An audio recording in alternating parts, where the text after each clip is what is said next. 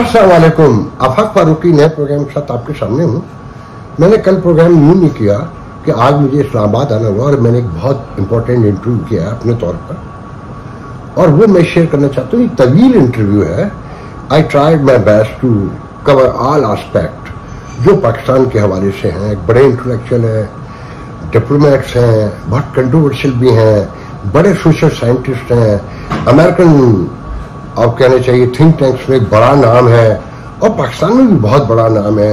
एक बहुत बड़ा तबका है जो सुनता भी है, मगर एक परसेप्शन भी उनका बनाया गया और जो गलत साबित हुआ उनसे बार बार डीलिंग भी की गई। और आप बहुत से तो अभी समझ गए होंगे, उनका नाम है हुसैन हक्कानी। तो बहुत अरसे के बाद अब पाकिस्तान में कॉलम भी लिख रहे हैं, अंग्रेजी में, उर्दू में, अक्सर मीडिया पे भी नजर आते हैं। एक तवील अरसे उन पर बैन रहा। तो मैंने पाकिस्तान की सारी सोशो पोलिटिकल और इकनॉमिक इंटरनेशनल रिलेशन उसके हवाले से एक तवील इंटरव्यू किया है जो मैं 2 किस्तों में पेश करूंगा। उसमें भी ये हुआ कि मैंने जूम पे किया तो वो 40 मिनट की मीटिंग के बाद वो बंद हो जाता है, वो मुझे नहीं पता इतना ज़्यादा। तो उनसे 2 आखिरी सवाल जो बहुत इंपॉर्टेंट थे मगर मैंने आखिर में किए। मैं समझता था हम तीसरी मीटिंग भी कर लेंगे मगर वो हो नहीं सकी, तो उन्होंने मुझे वीडियो बना के भेजे। और सवाल एक तो ये है कि जी तालिबान, अफगानिस्तान, इनसे हमारी सुलह हो सकेगी जो हमारे कभी नेचुरल लाइक कहलाते थे, जिन पे हमने बड़ा कुछ कुर्बान किया, या इनसे हमारी लड़ाई होगी? इस सवाल का वीडियो उन्होंने बना के भेजा है जो मैं आपको दिखाऊंगा। और एक कि मेमू गेट कैसे खत्म हुआ, कि 99% पाकिस्तानी आबादी को, लोगों को पता ही नहीं है कि मेमू गेट खत्म हो चुका है। और ये कब खत्म हुआ ये एक लंबी दास्तान है, मैं पहले किसी वीडियो में शायद बता भी चुका हूँ। तो बहरहाल ये इंटरव्यू देखें और मैं डायरेक्ट उनकी तरफ लेके चलता हूँ और गौर कीजिएगा उनके जुमलों पे, उनकी बातों पे। उन्होंने बहुत मानी खैर बात जगह गुफ्तगू की है, बहुत संभाल के भी गुफ्तगू करने की कोशिश की है। और मैंने इंटरव्यू की तवालत से बचने के लिए कोशिश की कि कहीं उन्हें इंटरप्ट भी करूं तो वो मुझे इतना उल्टा करते रहे। तो आप लोग एंजॉय करेंगे। तवील है मगर बहुत मालूमाती है, and I hope you guys will be like. Direct पहला सवाल, ये सवाल मैंने 2004 में बेनजीर भुट्टो से भी किया था कि गुजरे हुए कल की रोशनी में, आज के कल को देखते हुए, आने वाले कल के पाकिस्तान के बारे में आप कैसे कंक्लूड करते हैं, कैसे देखते हैं? भाई मैं नजूमी तो हूं नहीं। मैं तो सिर्फ तज्जिया करता हूँ और तज्जिए की बुनियाद पर अपनी राय लिख भी देता हूँ। मेरा ये ख्याल है कि पाकिस्तान की को बहुत सारे चैलेंजेस हैं और अगर उनसे न निपटा गया तो आपको पता ही है कि बहुत सारे ममालिक के साथ ऐसा हुआ है कि चैलेंजेस बढ़ते चले जाते हैं और एक ऐसा मकाम आ जाता है कि जहां या मसला हल करना पड़ता है या मसला निगल जाता है हल न करने वालों को। तो देखिए यहाँ क्या होता है। मैं दूसरा सवाल आपसे पूछूंगा कि पाकिस्तान में बज़ाहिर एक जमहूरी निज़ाम है। क्या ये जमहूरी निज़ाम जमहूरियत की जो तारीफ है उस पर पूरा उतरता है, और इस निज़ाम से आवाम को आपके ख्याल में कुछ मिल सकता है? देखें, पहली बात तो यह है कि जमहूरी सियासी निज़ाम एक जमहूरी माशरे का मुतकाजी होता है। माशरे में एक जमहूरी रवैया होना चाहिए। जमहूरी रवैया क्या है? जमहूरी रवैया ये है कि आप और मैं बराबर हैं, आपका भी वोट है, मेरा भी वोट है। हर एक मुकर्ररा वक्फे पर हम दोनों अपना वोट डालते हैं। जिसकी राय के साथ उस वक्त अक्सरियत होती है उसको अगले चंद साल हुकूमत करने का मौका दिया जाता है, जिसके साथ अकलियत होती है वो हस्ब इख्तिलाफ में बैठता है और तनकीद करने का हक रखता है। अब इस जमहूरी जो बुनियादें हैं जमहूरियत की, इससे 3 मसाइल दुनिया में जो हमेशा से इक़्तिदार के हवाले से रहे हैं वो हल हो जाते हैं। पहला ये कि हुकूमत कौन करे, तो वो करेगा जिसके पास अक्सरियत होगी। दूसरा सवाल ये है कि हुकूमत कितने अरसे तक रहे उसकी, तो वो ये है कि एक मियाद मुकर्रर है, उस तारीख तक होगा और जब तक उसको अक्सरियत हासिल है तब तक होगा। और तीसरा जो मसला हमेशा से रहा है इंसानों को, वो ये रहा है कि अगर हुकूमत बदलनी हो तो पुरअमन तरीके से कैसे बदली जाए, किसी को कत्ल किए बगैर, किसी शहजादे को मारे बगैर, किसी बादशाह का سر اتارے بغیر کیسے ہو؟ تو اس کا حل یہ ہے کہ وہ انتخابات کے ذریعے یہ مسئلہ حل ہو جاتا ہے حکومت بدلنے کا۔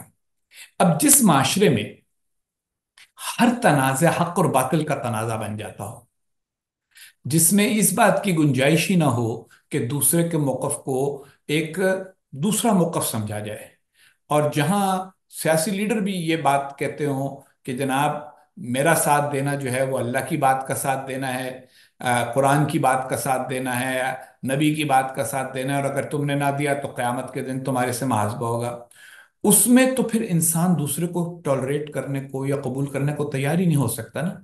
اگر آپ دیکھیں تو ہماری جمہوریت کی جو کہانی ہے وہ کیا ہے؟ وہ یہ ہے کہ 1970 میں جا کے الیکشن ہوا، 47 میں آزادی کے بعد، لیکن اس میں بھی اسلام اور کفر کا جھگڑا شروع ہو گیا۔ سوشلزم کفر ہے کا فتویٰ جاری کر دیا گیا۔ یاد ہوگا آپ کو بہت سارے علماء نے متفقہ فتویٰ جاری کیا تھا کہ جو سوشلزم کی حمایت کرے وہ کافر ہے۔ اچھا، اس کے بعد جب وہ جن کو کافر قرار دیا گیا تھا ان کو ووٹ مل ہی گئے اور وہ حکومت میں آ بھی گئے، اب ملک تو لخت ہو گیا۔ پہلے تو اسی پہ بحث ہو گئی کہ بھی پورے ملک کا الیکشن ہوا ہے تو ملک میں تو ایک ہی اکثریتی پارٹی ہو سکتی ہے، لیکن انہوں نے کہا نہیں جی، دو الگ الگ علاقے ہیں اس ملک کے تو اس لیے دو الگ الگ اکثریتی پارٹیاں ہیں۔ خیر وہ سب تنازع ہو کے، خانہ جنگی ہو کے آزادی لے لی بنگلہ دیش نے۔ ہمارا جو کچھ بچا وہاں، جو جس کو زیادہ ووٹ ملے تھے اس کو حکومت مل گئی، لیکن جمہوری رویے کا فقدان کیا تھا کہ فوراً ہی یہ فکر شروع ہو گئی کہ جی ہمارے خلاف سازشیں ہو رہی ہیں، ہمیں ختم کر دیا جائے گا۔ بلوچستان میں اور آ، اس وقت کے صوبہ سرحد میں جو اب پختونخوا ہے، خیبر پختونخوا ہے، اس میں جن کی اکثریت تھی ان کی حکومتیں برخاست کر دی گئیں اور پھر ایک نئی اکثریت پیدا کی گئی۔ اگر آپ کو یاد ہو تو بلوچستان اسمبلی کے الیکشن میں جی 1970 میں پاکستان پیپلز پارٹی کو صرف ایک سیٹ ملی تھی، جی، لیکن 1975 کے آتے آتے تک بلوچستان میں پیپلز پارٹی کی حکومت بن چکی تھی، ایگزیکٹلی. کیونکہ وہ حکومت لوگوں کی پارٹیاں بدلوا دی۔ اچھا، اس کے بعد عوام نے رد عمل ظاہر کیا اور باقی ساری پارٹیاں اکٹھی ہو گئیں، لیکن انہوں نے بھی کیا کیا؟ انہوں نے بھی یہ کیا کہ بھئی انتخابات کو کہا کہ یہ ناجائز ہیں اور اس کے نتیجے میں ہم تحریک چلائیں گے، لیکن تحریک صرف انتخابات کے بارے میں نہیں رہی، تحریک پھر وہی حق اور باطل کے بارے میں بن گئی اور ہو گیا کہ جی یہ تو میں نظام قائد مصطفیٰ صاحب کی۔ یہاں رکوں گا، یہ تو سن لیں نا، ہسٹری. سن لیں میری بات، جی سن لیں میرا پلیز کہنے پلیز کا گو. مطلب یہ ہے کہ یہ جو ہم کہتے ہیں یہ جمہوریت ہمارے یہاں سفر، اس کا ہر بار جو ختم ہوتا ہے وہ در حقیقت ہمارے اس غیر جمہوری رویے کی وجہ سے ہوتا ہے، جس کا کوئی ایک فرد ذمہ دار نہیں ہے، سبھی ہیں۔ اوپر سے ہمارے پاس ایک بہت ہی قوی اور طاقتور فوج ہے جو یہ سمجھتی ہے کہ بھئی معاملات کو سمجھانا اور سلجھانا ہمارا حق ہے۔ ایسے معاملات میں تو وہ جو جمہوریت کے بنیادی تقاضے ہیں وہ نہیں پورے ہونے والے۔ اور آپ کا یہ کہنا کہ کیا یہ لولی لنگڑی جمڑی جمہوریت قوم کو کچھ دے سکتی ہے، تو اس کے جواب میں میرا آپ سے سوال یہ ہوگا کہ کیا آمریت کچھ دے دیتی ہے عوام کو؟ مسئلہ یہ ہے کہ بعض اوقات ایشو یہ نہیں ہوتا کہ اس سے کیا ملے گا، ایشو یہ ہے کہ کیا متبادل ہے، تو متبادل بھی کوئی نہیں ہے۔ اور ہماری بدقسمتی یہ ہے کہ ہم جمہوریت کو جمہوریت کے طور پہ چلا بھی نہیں پاتے، اور جمہوریت کے علاوہ کوئی اور متبادل بھی ہمارے پاس نہیں ہے۔ میں ایسے ایک ریلیٹو سوال آگے تھا مگر میں یہی کر رہا ہوں کہ یہ جو ابھی آپ نے کہا کہ جمہوریت کے لیے ایک جمہوری معاشرہ چاہیے، جمہوری مزاج کے لوگ جمہوری چاہیے، رویہ چاہیے جی۔ رویہ چاہیے، وہ رویہ آپ کے خیال میں فرد کی اپنی ذمہ داری ہے یا اس میں بھی ریاست کا کوئی رول ہوتا ہے؟ جیسا کہ آپ نے ابھی کہا کہ 47 میں آزاد ہوئے اور پہلا انتخاب 70 میں ہوا، تو اس میں ریاست اصل ذمہ دار ہے یا آپ کے خیال میں اس ریجن کا یا فرد کا یا ٹرائبل سوسائٹی کا کوئی بڑا دخل ہے؟ اس میں ریاست کا کیا دیکھتے ہیں رول؟ یہ لمبی کہانی ہے، لیکن بنیادی طور پہ ریاست کا تو اس میں یہ دخل ہے نا کہ ریاست یہ سمجھتی ہے کہ جو ریاست کی پرماننٹ مشینری ہے۔ دیکھیے پاکستان کا جب قیام ہوا تبھی ایک بڑا مسئلہ ہو گیا تھا۔ وہ مسئلہ یہ تھا کہ جو پاکستان بنانے کی والی قیادت تھی اس کا تعلق جغرافیائی پاکستان سے نہیں تھا۔ جو پاکستان کی پہلی کابینہ بنی، آپ ذرا اس کے نام دیکھ لیجئے، اس میں علاوہ سردار عبدالرب نشتر کے جن کا تعلق خیبر پختونخوا سے تھا، باقی کون تھے؟ اسماعیل ابراہیم چندریگر جو کہ ہجرت کر کے آئے تھے، آ، اس کے علاوہ اور بھی لوگ ایسے ہی تھے، خود محمد علی جناح، لیاقت علی خان، یہ لوگ بھی سارے کے سارے ہجرت کر کے آئے تھے۔ تو ان کو ہمیشہ یہ ایک کرائسس رہا کہ بھئی یہاں تو ہماری جڑ نہیں ہے، تو وہ جڑ بنانے کے لیے انہوں نے وقت ڈھونڈا، نمبر ایک۔ نمبر دو، بیوروکریسی اور فوج یہ دونوں پہلے سے موجود تھے. یہ پاکستان بننے کے بعد نہیں بنائے گئے. یہ پاکستان کو ورثے میں ملے انگریز سے. اور 1947 سے 51 تک تو ہماری فوج کی قیادت انگریزوں کے ہاتھ میں تھی. ہمارے فوج کے سپہ سالار انگریز ہوتے تھے. تو اس لیے اس وقت تک تو تھوڑا بہت انہوں نے کہا اچھا بھائی یہ جو سول ہیں حکمران ہیں ان سے ہمارا کیا مطلب, ہم تو باہر سے آئے ہیں, نوکری کر رہے ہیں, جا رہے ہیں. لیکن جیسے ہی خطے سے تعلق رکھنے والا فوج کا سربراہ بنا, اس نے پہلا کام یہی کیا کہ اس نے یہ کہنا شروع کیا کہ جناب سیاسی معاملات کے اندر آپ کو ہماری بات ماننی پڑے گی, سننی پڑے گی. تو 51 سے فوجی مداخلت شروع ہو گئی. جس لمحے ایوب خان آرمی چیف بنے, انہوں نے اپنے آپ کو 2 ایکسٹینشنز دلوائیں, اور اس کے بعد 58 میں انہوں نے مارشل لا لگا دیا. تو ریاست کی تو یہ ذمہ داری ہے کہ ریاست نے جمہوری معاشرہ پیدا کرنے کے لیے جو تقاضے ہیں وہ پورے کرنے کی بجائے سب سے پہلے اپنی ضروریات کو مستحکم کیا کہ بھی فوج کی کیا ضروریات ہیں, بیوروکریسی کی کیا ضروریات ہیں, آخر تنخواہوں کے لیے پیسہ کہاں سے آئے گا. کیونکہ پاکستان کے حصے میں وسائل بڑے تھوڑے آئے تھے. تقسیم کا فارمولہ ہی عجیب و غریب تھا. 19% آبادی ہمارے حصے میں آئی, مشرقی اور مغربی پاکستان ملا کر بر صغیر کی. 17% وسائل آئے, تو آبادی سے بھی کم فیصد وسائل کی. جی. مگر 33% فوج آئی. اور واہ. بیوروکریسی کے جتنے عہدے تھے وہ تو پر ہونے ہی تھے. تو اس کے لیے فوراً لوگوں کو دعوت دی گئی. لوگوں نے کہا اچھا ٹھیک ہے. اس میں بھی اکثریت جو ہے وہ باہر سے. تو اس کا نتیجہ یہ ہوا کہ جمہوریت اس وقت کے اشرافیہ اور حکمران طبقے کو سوٹ ہی نہیں کرتی تھی. تو انہوں نے جب وہ شروع کے سال ضائع کر دیے تو جمہوری رویہ نہیں پیدا ہو سکا. اب اس کی ایک چھوٹی سی آپ کو موازنے کے لیے مثال دیتا ہوں. بڑی دلچسپ بات ہے یہ, آفاق صاحب غور سے سنیے گا, شور. کہ جواہر لال نہرو جو تھے وہ انڈیا کے غیر متنازع لیڈر تھے گاندھی کے مرنے کے بعد. بالکل. لیکن انہوں نے 1949 میں یعنی 2 سال آزادی کے بعد آئین بنوا لیا, اور اس کے 2 سال بعد الیکشن کروا دیا 51 میں. اور وہ الیکشن بھاری اکثریت سے کانگریس جیت گئی, لیکن اور پارٹیوں کو بھی الیکشن لڑنے دیا گیا. اب اس الیکشن کے بعد کیا ہوا؟ اس الیکشن کے بعد یہ ہوا کہ کانگریس پارٹی کو تو اتنی بھاری اکثریت ملی ہوئی تھی پارلیمنٹ میں, بٹ ٹوٹی پھوٹی کئی چھوٹی موٹی پارٹیاں تھیں, ان کی طرف سے تھوڑی بہت تنقید ہوتی تھی. اخبار بھی زیادہ تر کانگریس کے حامی تھے کیونکہ تحریک آزادی میں وہ ان کے حامی رہے تھے. نہرو نے ایک سلسلہ مضامین لکھا کسی اور نام سے, وہ اخباروں میں چھپا نہرو پہ تنقید کا. صرف ان کے 2 اسسٹنٹ ایسے تھے جن کو پتا تھا کہ یہ مضمون نہرو ہی لکھ رہے ہیں, اپنے ہی خلاف مضمون نہرو لکھ رہے ہیں. اچھا. تو ان سے انہوں نے جا کے ان میں سے ایک صاحب تھے گنڈیویا, انہوں نے اپنی کتاب میں لکھا, میں نے نہرو سے کہا بھائی یہ کیا کرتے ہو تم, مضمون لکھتے ہو پھر کسی اور آدمی کے نام سے اپنے ہی خلاف اخباروں میں چھپا رہا.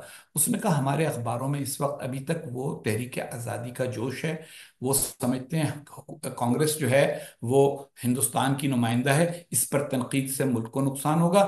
وہ تنقید نہیں کرتے, لیکن میری خامیاں تو ہیں نا, تو میں خود ہی بیان کر دوں اپنی خامیاں, تاکہ واہ. قوم کو یہ عادت رہے, قوم کو یہ عادت رہے کہ حکمران کے بارے میں اس غلط فہمی کا شکار نہ ہو کہ وہ خامیوں سے مبرہ ہوتا ہے. اب یہ جمہوری معاشرہ پیدا کرنے میں لیڈر کا رول تھا اور ریاستی مشینری کا رول تھا. آپ دیکھیے ان کے ہاں انہوں نے فوراً ہی انگریز کے جاتی 1 سال کے اندر اندر اپنا فوجی سربراہ بدل دیا, انگریز کو ہٹا کے دیسی کو لگا دیا. جونیئر تھے سارے, دیسی جونیئر تھے, لیکن ان میں سے جو سینئر موسٹ تھا اس کو بنا دیا, اور یہ طے کر دیا کہ فوج کے سربراہ کو کبھی ایکسٹینشن نہیں ملے گی.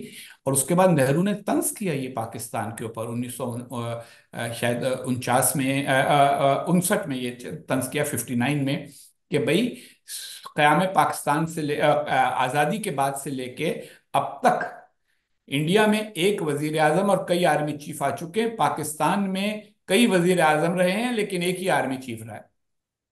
مگر یہ روایت تو اب انڈیا میں ٹوٹ نہیں گئی. ابھی الیکشن سے پہلے 1 مہینے کی ایکسٹینشن دی تھی ایک ناس مہینے کی آرمی چیف. ایکسٹینشن 1 مہینے کی ایکسٹینشن انہوں نے جی. دی, جو کہ انہوں نے جی. روایت توڑی, اور اس روایت توڑنے پر بھی بڑی تنقید ہوئی, اور جی. خود فوج میں سے تنقید ہوئی. لیکن اس کی دلیل انہوں نے یہ دی کہ دیکھیے انتخابات کے درمیان ہی رائٹ. کوئی قومی وہ ہو سکتا ہے, حالات ایسے ہیں, تو اس لیے ایک دم سے تبدیلی انتخابات کی میں تاریخ, مگر اسی اسی مگر سنیں سیکوینس نا میں. آفت بھائی, ایک ہی جی. مہینے کی ایکسٹینشن تھی نا, جی. اور جی. وہ بھی اس طرح سے تو نہیں ہوئی نا جس طرح ہمارے ہاں ہو جاتی ہے رائٹ. کہ وہ بالکل الگ ہر ہے. ایک. ہاں رائٹ. ہاں. میں آپ سے ایک لیکن اسی سے ڈیموکریسی سے ریلیونٹ ایک کوشچن اور ہے. یہ جو ہمارے سیاست دان ہیں جو پہلے سے ایک ارینجمنٹ کے تحت آتے ہیں کہ پتہ ہوتا ہے کہ اس بار حسین حقانی کو ملنا ہے اور اس دفعہ آفاق فاروقی کو اقتدار ملنا ہے, وہ ووٹ مانگتے ہیں اور پھر بعد میں کلیم کرتے ہیں کہ میں الیکٹڈ پرائم منسٹر ہوں، الیکٹڈ ایم این اے ہوں، اور یہ میرا رائٹ ہے اور یہ کام میں کر سکتا ہوں، اور آئین یہ کہتا ہے کہ آئین میں فلانا بھی آئین کے دائرے میں رہے، اور اس طرح کی باتیں. اسے کیسے دیکھتے ہیں آپ اس سارے کھیل کو؟ آفاق بھائی دیکھیں، پہلی بات تو یہ کہ کیونکہ میں نے تو صحافت 1988 میں چھوڑ دی تھی، آپ ابھی تک صحافی ہیں. صحافی کی ایک بہت ساری خوبیاں ہوتی ہیں صحافیوں میں، مگر ایک بہت بڑی کمزوری ہوتی ہے. وہ کمزوری یہ ہوتی ہے کہ جو اس وقت کی خبر ہوتی ہے اس کے لیے وہی اہم ہوتی ہے. میں کیونکہ جا کے پروفیسر بن گیا، پھر میں نے اس میں تحقیق کرنا اور پھر تاریخ پہ پوری گہرائی کے ساتھ نظر ڈالنے کا کی تربیت حاصل کی امریکہ میں جا کے. تو وہ اس کی وجہ سے میں یہ کہوں گا کہ اس کو تاریخی تناظر میں دیکھا جائے. یہ تو آج کی حالت ہے نا، ہمیشہ تو ایسی نہیں تھی. 1970 میں نہیں، تو ایسی ستر حالت نہیں تھی، ستر یہ تو میں نہیں تھی. بھٹو صاحب فوج کو ریپرزینٹ کرتے تھے. میں نے وہ ذہن میں رکھ نہیں، کر کہا ہے. دیکھیں، فوج کا کردار تو جب آ گیا تو فوج اس کے بعد کسی نہ کسی کو پسندیدہ اور کسی نہ کسی کو غیر پسندیدہ بنانے کی ایک طریقے سے اس کے اندر ایک نفسیات پیدا ہوگی. 70 میں بھٹو صاحب جو تھے وہ شیخ مجیب کے مقابلے میں فوج کو ریپرزینٹ کرتے تھے، لیکن جماعت اسلامی اور مسلم لیگ جو تھے وہ بھی فوج کے چہیتے تھے، اگر آپ کو یاد ہو ٹھیک، تو. بالکل ٹھیک اور ہے. اور گیم پلان یہ تھا یحییٰ خان کا، جو انہوں نے باقاعدہ ان کے وزراء نے اس پر کتابیں لکھ ڈالی ہیں. جنرل شیر علی خان کا ایک فارمولا جی جی. تھا جس کے تحت یہ ہو رہا تھا کہ بھئی اتنی تقسیم ہو سیاسی پارٹیوں میں کہ فیصلہ بہرحال ریاستی مشینری ہی کرے. فوج اور بیوروکریسی، اس وقت تک فوج اور بیوروکریسی برابر کے پارٹنر تھے اگر آپ کو یاد ہو رائٹ. تو. جی جی. یہ تو ہلکے ہلکے ہلکے ہلکے ہلکے بیوروکریسی بالکل ہی کمزور ہوتی چلی گئی. اب یہ جو آپ کہہ رہے ہیں یہ تو آج کے لیڈروں پہ ضرور اس پر وہ ہوتا ہے، لیکن اس میں آ، اگر ہم صرف انہی پہ تنقید کرتے رہ جائیں تو ہم مسئلے کی جڑ تک نہیں پہنچیں گے. مسئلے کی جڑ یہ ہے کہ ہم جمہوری نہ معاشرہ بنا سکے ہیں، نہ نظام بنا سکیں، اور دوسری طرف سے عسکری مداخلت نے اس کے امکانات کو اور خراب کر دیا. تو جو آدمی اس وقت نعرہ لگا لیتا ہے، مثلا آپ دیکھیے کہ ہر دور میں کوئی ایک نہ ایک سیاسی لیڈر ایسا ہوتا ہے جس نے پچھلے دور میں فوج کی مدد سے حکومت کی تھی، اور اب وہ کہہ رہا ہوتا ہے میں فوج کی مداخلت کو روکوں گا. یہ بار بار ہوا ہے، جی مطلب جی. اور اب بھی وہی ہو یہ، رہا ہے. اور اب بھی وہی ہو رہا ہے. اب اگر اس سے اوپر اٹھنا ہے تو اس میں بجائے اس کے کہ ہم صرف اس وقت کے کھلاڑیوں میں الجھ جائیں اور کہیں نہیں نہیں نہیں مگر اس وقت تو یہ کر لیا جائے، اس مسئلے کی جڑ تک پہنچا جائے اور یہ کہا جائے کہ بھائی تم سارے کے سارے ایک بار یہ طے کر لو کہ رولز آف دا گیم کیا ہے. بھارت میں رولز آف دا گیم 1951 میں طے ہو گئے. اندرا گاندھی نے تھوڑا سا رولز آف دا گیم سے ہٹ کے کھیل کھیلا 77 سے لے کے یعنی وہ 75 سے لے کے اور 77 تک 2 سال جب ایمرجنسی لگائی. جی لیکن جی. جیسے ہی الیکشن ہوا فوراً اس کو سبق دے دیا گیا، عوام نے دے دیا. اگر یہ کوئی ہمارے ہاں بھی اس طرح کی سیاسی مفاہمت ہو کہ کوئی پارٹی اس بات کے لیے تیار ہی نہ ہو، کوئی لیڈر اس بات کے لیے آمادہ ہی نہ ہو کہ میں یہ کام کروں گا کہ آپ کی ذمہ کہ میں فوج کی مدد سے یا انتظامی مشینری کی مدد سے اقتدار میں آؤں گا، اور بعد میں جب میری غلطیوں خامیوں اور خرابیوں کی وجہ سے میرا اقتدار ختم ہوگا تو ساری ان پر لان تان کر کے پھر عوام کو اپنے ساتھ ملا لوں گا. ہم اور آگے عوام بڑھتے میں ہیں. ہم آگے اور بڑھتے ہیں آفاق تھوڑا. بھائی عوام میں بھی اتنی سمجھ تو ہونی چاہیے نا. دیکھیں نا یہ اب ماشاء نہیں، وہ اللہ تو ایجوکیشن میں تو پھر یہ لمبی بحث ہو جائے گی. میں کہ اس سے ہٹ بار کے تھوڑا. بار بار بار ایک ہی سوراخ سے ڈسے جانا جو ہوتا ہے نا، وہ تو پھر نہیں، اس کی حماقت ہی ہوتی ہے. ایک پورے انوائرمنٹ کی بات بھی ہوتی ہے. میں اس سے ریلیونٹ ایک اور سوال ہے. پاکستان کے جو نیبرنگ ہے، اطراف ہے، اس میں ایک اکلوتا بھارت ہے یا جمہوریت ہے. ایران میں جمہوریت نہیں ہے، افغانستان میں نہیں ہے، چائنا میں نہیں ہے، مطلب آل اراؤنڈ. اور بھارت میں بھی جو جمہوریت ہے، اب اس پہ انتہا پسندی کی چھاپ ہے. اقلیتوں کے حوالے سے، ہیومن رائٹس کے حوالے سے، وہ سب آپ کے سامنے ہے. تو آپ سمجھتے ہیں کہ اتنی بڑی فوج جو 33% تو بگننگ میں حصے میں آئی اور پوری سراؤنڈنگ میں بھی نہیں ہے، اور بھارت سے ہمارے تعلقات بھی پہلے دن سے ہی خراب ہیں، تو یہاں لگتا ہے کہ کبھی ہم کوئی جمہوری نظام بنانے میں کامیاب ہو سکتے ہیں اس سارے اس پر انوائرمنٹ کو دیکھتے ہوئے؟ اس پر میرا جواب یہ ہے کہ یا تو ہم کامیاب ہوں گے جمہوری نظام بنانے میں یا نہیں ہوں گے. اور اگر نہیں ہوئے تو پھر ہم انہی مشکلات سے بار بار گزرتے رہیں گے جن سے ہم گزرتے رہے. آپ نے کبھی غور کیا کہ بھارت میں جمہوریت की ज़रूरत क्यों पड़ी उनको, जो उन्होंने उसको इस तरह कामयाबी से चलाया। उसका सबब ये था कि भारत कोई, यानी वो यक कौमी मुल्क नहीं है, बिल्कुल। यक लसानी मुल्क नहीं है। तो उन्होंने बहुत शुरू में ये बात समझ ली कि हमारे यहाँ अलग अलग ज़बानें हैं, अलग अलग नस्लें हैं, अलग अलग कौमें।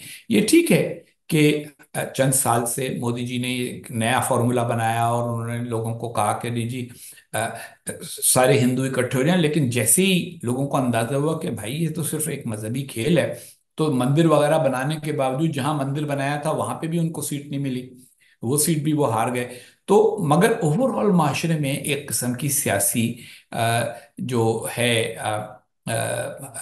आगही, वो आ गई।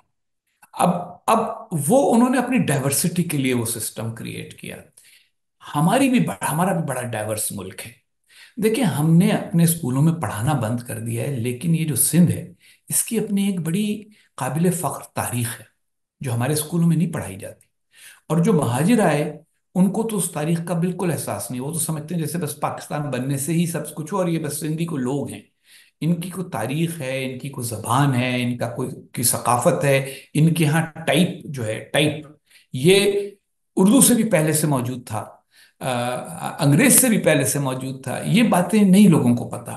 फिर बलोचों को अपनी तारीख के ऊपर फख्र है, पख्तूनों की अपनी एक तारीख है। उस सारा सब कुछ हम मिटा देते हैं और कहते हैं नहीं नहीं पापा के। अगर हम ये तस्लीम करें कि इस मुल्क में मुख्तलिफ किस्म के लोग रहते हैं और उनको साथ चलाने के लिए एक आईनी निज़ाम की ज़रूरत है और एक जमहूरी निज़ाम की ज़रूरत है, अगर ये ज़रूरत तस्लीम करें, तो फिर हो सकेगा कि हम ये निज़ाम बना सकें। और निज़ाम ना बनाने के जो नताइज हैं, वो हम पहले भी भुगत रहे हैं, आइंदा भी भुगतेंगे। कैसे बनेगा निजाम कि आज हमारी पूरी इकॉनमी यूएई और सऊदी अरब के गिर्द घूमती है? हमारा हमारे लेबर क्लास जो है वो भी सबसे ज्यादा वहीं पर है। अब हमारी बिजनेस कम्युनिटी भी बहुत बड़े पैमाने पे यूएई शिफ्ट हो रही है। उनका कारोबारी इंटरेस्ट भी हमारे यहाँ आ रहा है, लिक्विडेट से लेकर और सारे मामला, गंदुम, हर चीज में। तो उनके यहाँ भी मिनॉरिटी है, ज- तवील अरसे से है। तो एक तरफ चाइना है जिसको अब हम स्ट्रेटेजिक पार्टनर कहना शुरू हो गए हैं, जो हैरान कुन है। तो आप समझते हैं कि इतनी बहुत सारी गैर जमहूरी इन्वायरमेंट में यहाँ कोई जमहूरी निज़ाम के लिए कोशिश करना, या उसका फिर जो सियासतदानों का अपना जहनी रवैया है वो भी आपके सामने है। इसको अब इस इन सारी सिचुएशन को अपने उसमें कंक्लूड कीजिए। आफाक साहब, ये तो आपने खुद जवाब दे के उसको सवाल बनाने की कोशिश की है। आपने तो ये इसका तो कोई, ये तो कोई सवाल ही नहीं है कि जिसका जवाब को जो जवाब का मुतकाज़ी हो। आपने खुद ही एक मंजर खींच के और उसको कह दिया भी ये सब कुछ हो रहा है तो अब क्या होगा। क्या होगा, वो उस मंजर से तो आपकी और मेरी मंजर कशी से तो मेरा कोई आपका इख्तलाफ नहीं, नहीं है। आप अपने लफ्जों में बयान कीजिए ना। नहीं नहीं, जो हालात हैं वो हैं। मैंने तो आपको बताया कि जमहूरियत के लिए क्या शराइत हैं, वो अगर पूरी हो गई तो जमहूरी निज़ाम चलेगा, कायम हो सकेगा। न हुई तो फिर इसी तरह से गाड़ी चलेगी जिस तरह चल रही है। और किसी दिन जब गाड़ी में जो भी उसका थोड़ा सा वो तेल है वो खत्म होगा, तो उसके नताइज अलग होंगे। लेकिन इस किस्म के जो दूसरे ममालिक हैं, जहाँ पे डाइवर्स कौमियतें रहती हैं, मुख्तलिफ ज़बानें बोलने वाले रहते हैं, मुख्तलिफ तहजीब और तारीख़ रखने वाले लोग रहते हैं, तो उन लोगों को साथ चलाने के लिए जिस किस्म के निज़ाम आज तक कामयाब हुए हैं, वो अगर हम देखें तो फिर हमें ये लगेगा कि या जमहूरी निज़ाम में ऐसा हो सकता है, और या फिर एक इतने मुतशद्दिद, और वो भी ज़्यादा अरसे नहीं चलता। आप देखिए, सोवियत यूनियन जो था वो एक इंतहाई मुतशद्दिद निज़ाम था, और उसके तहत उन्होंने सारी जो कौमियतें थीं उनको दबा के और सबको अपने साथ रखने की कोशिश की। लेकिन उनका भी कोलैप्स हुआ और उसके नतीजे में रशियन फेडरेशन एक रह गई और बाकी उसके जो अज्जा थे वो दूसरी तरफ चले गए। ये एक तवील गुफ्तगू है कि हमारे यहाँ, लेकिन ये समझना कि जो नताइज बाज इक़दामात के और बाज तरीक़ा हाय कार के दूसरी कौमों के साथ हुए हैं, वो हमारे साथ नहीं होंगे, ये हमारे यहाँ बहुत सारे लोगों की बहुत बड़ी गलत फहमी है। आपके ख्याल में चाइना हमारा नेचुरल स्ट्रेटेजिक पार्टनर है या यूरोप अमेरिका है? देखें, बुनियादी बात तो यह है कि इस वक्त एक अजीब यानी मुश्किल में हम फंसे हुए हैं। ہم نے اپنی تاریخی طور پر اپنی جو شناخت بنائی ہے، قومی شناخت، اس میں اس بات کا بڑا حصہ ہے کہ آ، ہم بھارت کے حریف ہیں۔ یہ ہمارا بہت بڑا نفسیاتی اور قومی تشخص کا حصہ ہے، اور بھارت ہمارا اصلی ابدی دشمن ہے۔ تو اب تو ہمارے لیے امکان کوئی ہوتا ہی نہیں ہے انٹرنیشنل معاملات کے اندر دوستیاں دشمنیاں طے کرنے کے لیے، اس کے علاوہ کہ بھارت کے بارے میں ان کا کیا رویہ ہے۔ اچھا، بھارت کی اکانومی اتنی بڑی ہو چکی ہے اور بڑی ہو رہی ہے کہ اس کی وجہ سے، اور یہ دلچسپ بات ہے کہ میں نے 1992 میں آ، یہ ایک لکھا تھا، ایک نوٹ لکھا تھا۔ میں گیا تھا ایک آفیشیل کام سے بھارت، جب میں واپس آیا تو میں نے کہا وہ اپنی اکانومی کھول رہے ہیں، اور جب ان کی اکانومی کھل جائے گی تو آپ دیکھیے کہ مغربی ممالک سارے کے سارے بڑی اکانومی کی طرف آئیں گے، وہاں انویسٹمنٹ کرنی شروع کریں گے۔ ہمارے پاس ونڈو بڑی تھوڑی ہے، اس میں ہمیں سب کچھ، تو ہمیں ان کے ساتھ معاملات طے کرنے شروع کرنے چاہیے۔ اس پہ ہمارے ہاں جیسے ہوتا ہے جذباتی باتیں کہ کشمیر کے بغیر کچھ نہیں ہوگا، تو پہلے کشمیر لیں گے تو پھر اس کے بعد بھارت سے بات چیت، وہ سب ہو گیا۔ تو یہ جو چین سے ہماری محبت ہے، یہ دراصل چین سے محبت کم ہے، بھارت سے دشمنی زیادہ ہے۔ اور ہم یہ سمجھتے ہیں کیونکہ چین حریف ہے بھارت کا ایشیا میں بالادستی کے لیے، تو چین ہمارا اسٹریٹجک اور نیچرل پارٹنر ہے۔ اس میں ہم اس امکان کو بھول جاتے ہیں یا رد کر دیتے ہیں کہ شاید اس معاملے میں چین ہمیں استعمال کر رہا ہو، کہ ہمیں پھونک بھر کے رکھے، ہم 4-5 لاکھ سپاہ جو ہے وہ بھارت کی ہماری سرحد پہ اس کی وجہ سے لگی رہے، اور اس کی وجہ سے چین بھارت کے ساتھ اپنے مقابلے میں ایک بالادستی حاصل کر کے رکھے، اور ہمیں کچھ دینا اس میں زیادہ ضروری نہ ہو۔ آپ دیکھیں ذرا تجارت کے اعداد و شمار دیکھیں تو بھارت اور چین کی اس سے کہیں زیادہ تجارت ہے جتنی چین اور پاکستان کی ہے۔ تو اتنے ارب بلین ڈالر کی، اتنے ارب ڈالر کی، اتنے بلین ڈالر کی تجارت کرتے ہوئے ان کی چین کے ساتھ اس قسم کی لڑائی نہیں جیسی ہماری بھارت کے ساتھ ہے، بلکہ لیکن آپ کو چین تو اس سے زیادہ فائدہ پتا اٹھاتا ہوگا، ہے۔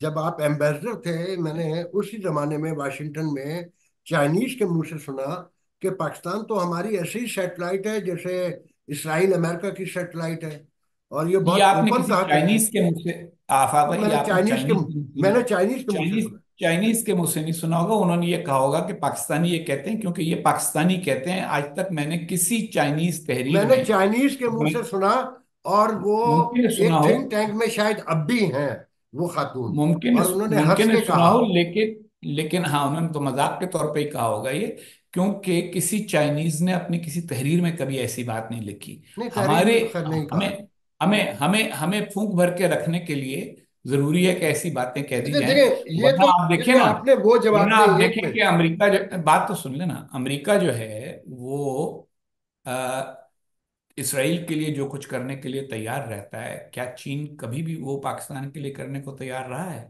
کیا کبھی چین نے اپنے پانی کے جہاز بھیجے ہیں پاکستان کی کسی دفاعی صورتحال میں مشکل کے وقت؟ کیا کبھی چین نے اپنے جہاز ہمیں ادھار دے دیے ہیں کہ بھائی جاؤ تم یہ استعمال کر لو؟ کیا ہمیں انہوں نے اپنے اپ ٹو ڈیٹ ٹیکنالوجی دے دی ہے؟ اس طرح تو یہ ہماری کچھ خوش فہمیاں رہتی ہیں، اچھا، لیکن میں یہیں آپ سے کا جو ڈرائیو۔ سوال تھا، پہلے سوال کی طرف آیا نا، سوال آپ کا یہ تھا کہ بھائی ہمارا اسٹریٹجک پارٹنر ہر وہ ملک ہو سکتا ہے جس کے ساتھ ہمارے اسٹریٹجک انٹرسٹس وابستہ ہوں۔ اس وقت ہماری جو تجارت ہے وہ مغربی ممالک سے زیادہ ہے، ہماری ایکسپورٹ مارکیٹ جو ہے وہ یورپ اور امریکہ ہے، لیکن ہمارا اسلحے کا پرووائڈ کرنے والا اور بھارت کے مقابلے میں ہمارا ساتھ دینے والا چین ہے۔ اس کو بیلنس کرنا ہمیں سیکھنا ہوگا، اور پھر اس کے علاوہ اپنے لیے اور آپشنز پیدا کرنی ہوں گی جیسے جیسے ہماری اکنامک گروتھ ہوگی، اگر ہو سکی تو پھر ہمارے پاس اور پارٹنرشپس کے امکانات ہوں گے۔ یہ امریکہ جو ہے ڈے ون سے، بلکہ آپ کی، مجھے اب کتاب کا تو نام یاد نہیں ہے، میں نے کسی آپ کی کتاب میں پڑھا تھا کہ پاکستان کی پہلی چھاونی شاید کھاریاں، اس کا گارا سیمنٹ سے لے کر پھول، ٹوپی اور بندوق تک سب امریکہ نے دی۔ پھر اس کے بعد یہ تربیلا، منگلا ڈیم، عشاق خان یونیورسٹی اور درجنوں چیزیں بیسک اسٹرکچر میں امریکہ نے ہماری ہیلپ کی، اور پھر یونیسیف، یو ایس ایڈ سے لے کے سینکڑوں پروگرام، اور پورا الائر اس کا پورا یورپ سالانہ، بلکہ اب کی سندھ کے بجٹ میں کوئی 150 بلین کے قریب جو ہے وہ فارن فنڈنگ ہے جو امریکہ اور یو ایس کی ہے۔ چائنا نے کبھی کوئی پیسہ ہمارے کسی فلائی پروجیکٹ میں یا کسی بیسک اسٹرکچر میں کہیں خرچ نہیں کیا۔ پاکستانی عوام چائنا کو جو जबकि डेटा ये कहता है कि 74% चाइनीज पाकिस्तान को पसंद नहीं करते, और वो मुसलमान भी नहीं है। नेचुरल अलाई कैसे हो गया हमारा चाइना, और जबकि हमारी कोई मदद भी नहीं करता, मगर पाकिस्तानी अवाम पसंद उनको करते हैं, अमेरिका को इतना खर्च करने के बावजूद पसंद नहीं करते। ये क्या मिथ है, ये बताइए। ये चाइना की डिप्लोमेसी की नाकामी है, या हमारे यहाँ कोई ऐसा सेगमेंट है जो उसको मेंटेन करता आ रहा है एक तवील अरसे से? अब आपने दोबारा फिर वही किया, आपने कि जवाब पहले दे दिया और उसके आगे एक सवालिया निशान डाल दिया, आपने खुद जवाब दे दिया है। देखिए, हमने नफ्सियाती तौर पे 65 की जंग के बाद से ये कौम की नफ्सियात बनाई है। अगर आपको याद हो तो 65 की जंग के मौके पर पहली बार अमेरिका ने पाकिस्तान पर पाबंदियां लगाई, क्योंकि अमेरिका ने हमें मना किया था कि आप भारत से जंग ना करें। और जब हमने कश्मीर में दरअंदाज भेजने शुरू किए तो हम ये समझ रहे थे कि वो जंग सिर्फ कश्मीर तक महदूद रहेगी। हालांकि एक फितरी सी बात है कि अगर एक महाज के ऊपर आप पर दबाव है तो आप दूसरा महाज खोलेंगे, और भारत ने वही किया हमारे साथ। और अमेरिका ने हमारी उस वक्त जो स्पेयर पार्ट्स वगैरह थे और उनकी सप्लाई सस्पेंड कर दी, मुअत्तल कर दी। उस पे हमारी कौम ने नाराज होकर अमेरिका के झंडे जलाने शुरू किए, और आज तक अल्हम्दुलिल्लाह वो कारोबार हमने बंद नहीं किया, झंडे जलाने का। चाहे इमदाद हमें अरबों में मिल रही हो, चाहे कम मिल रही हो, हम कोई ना कोई बहाना ढूंढ के उनसे नफरत करते रहते हैं।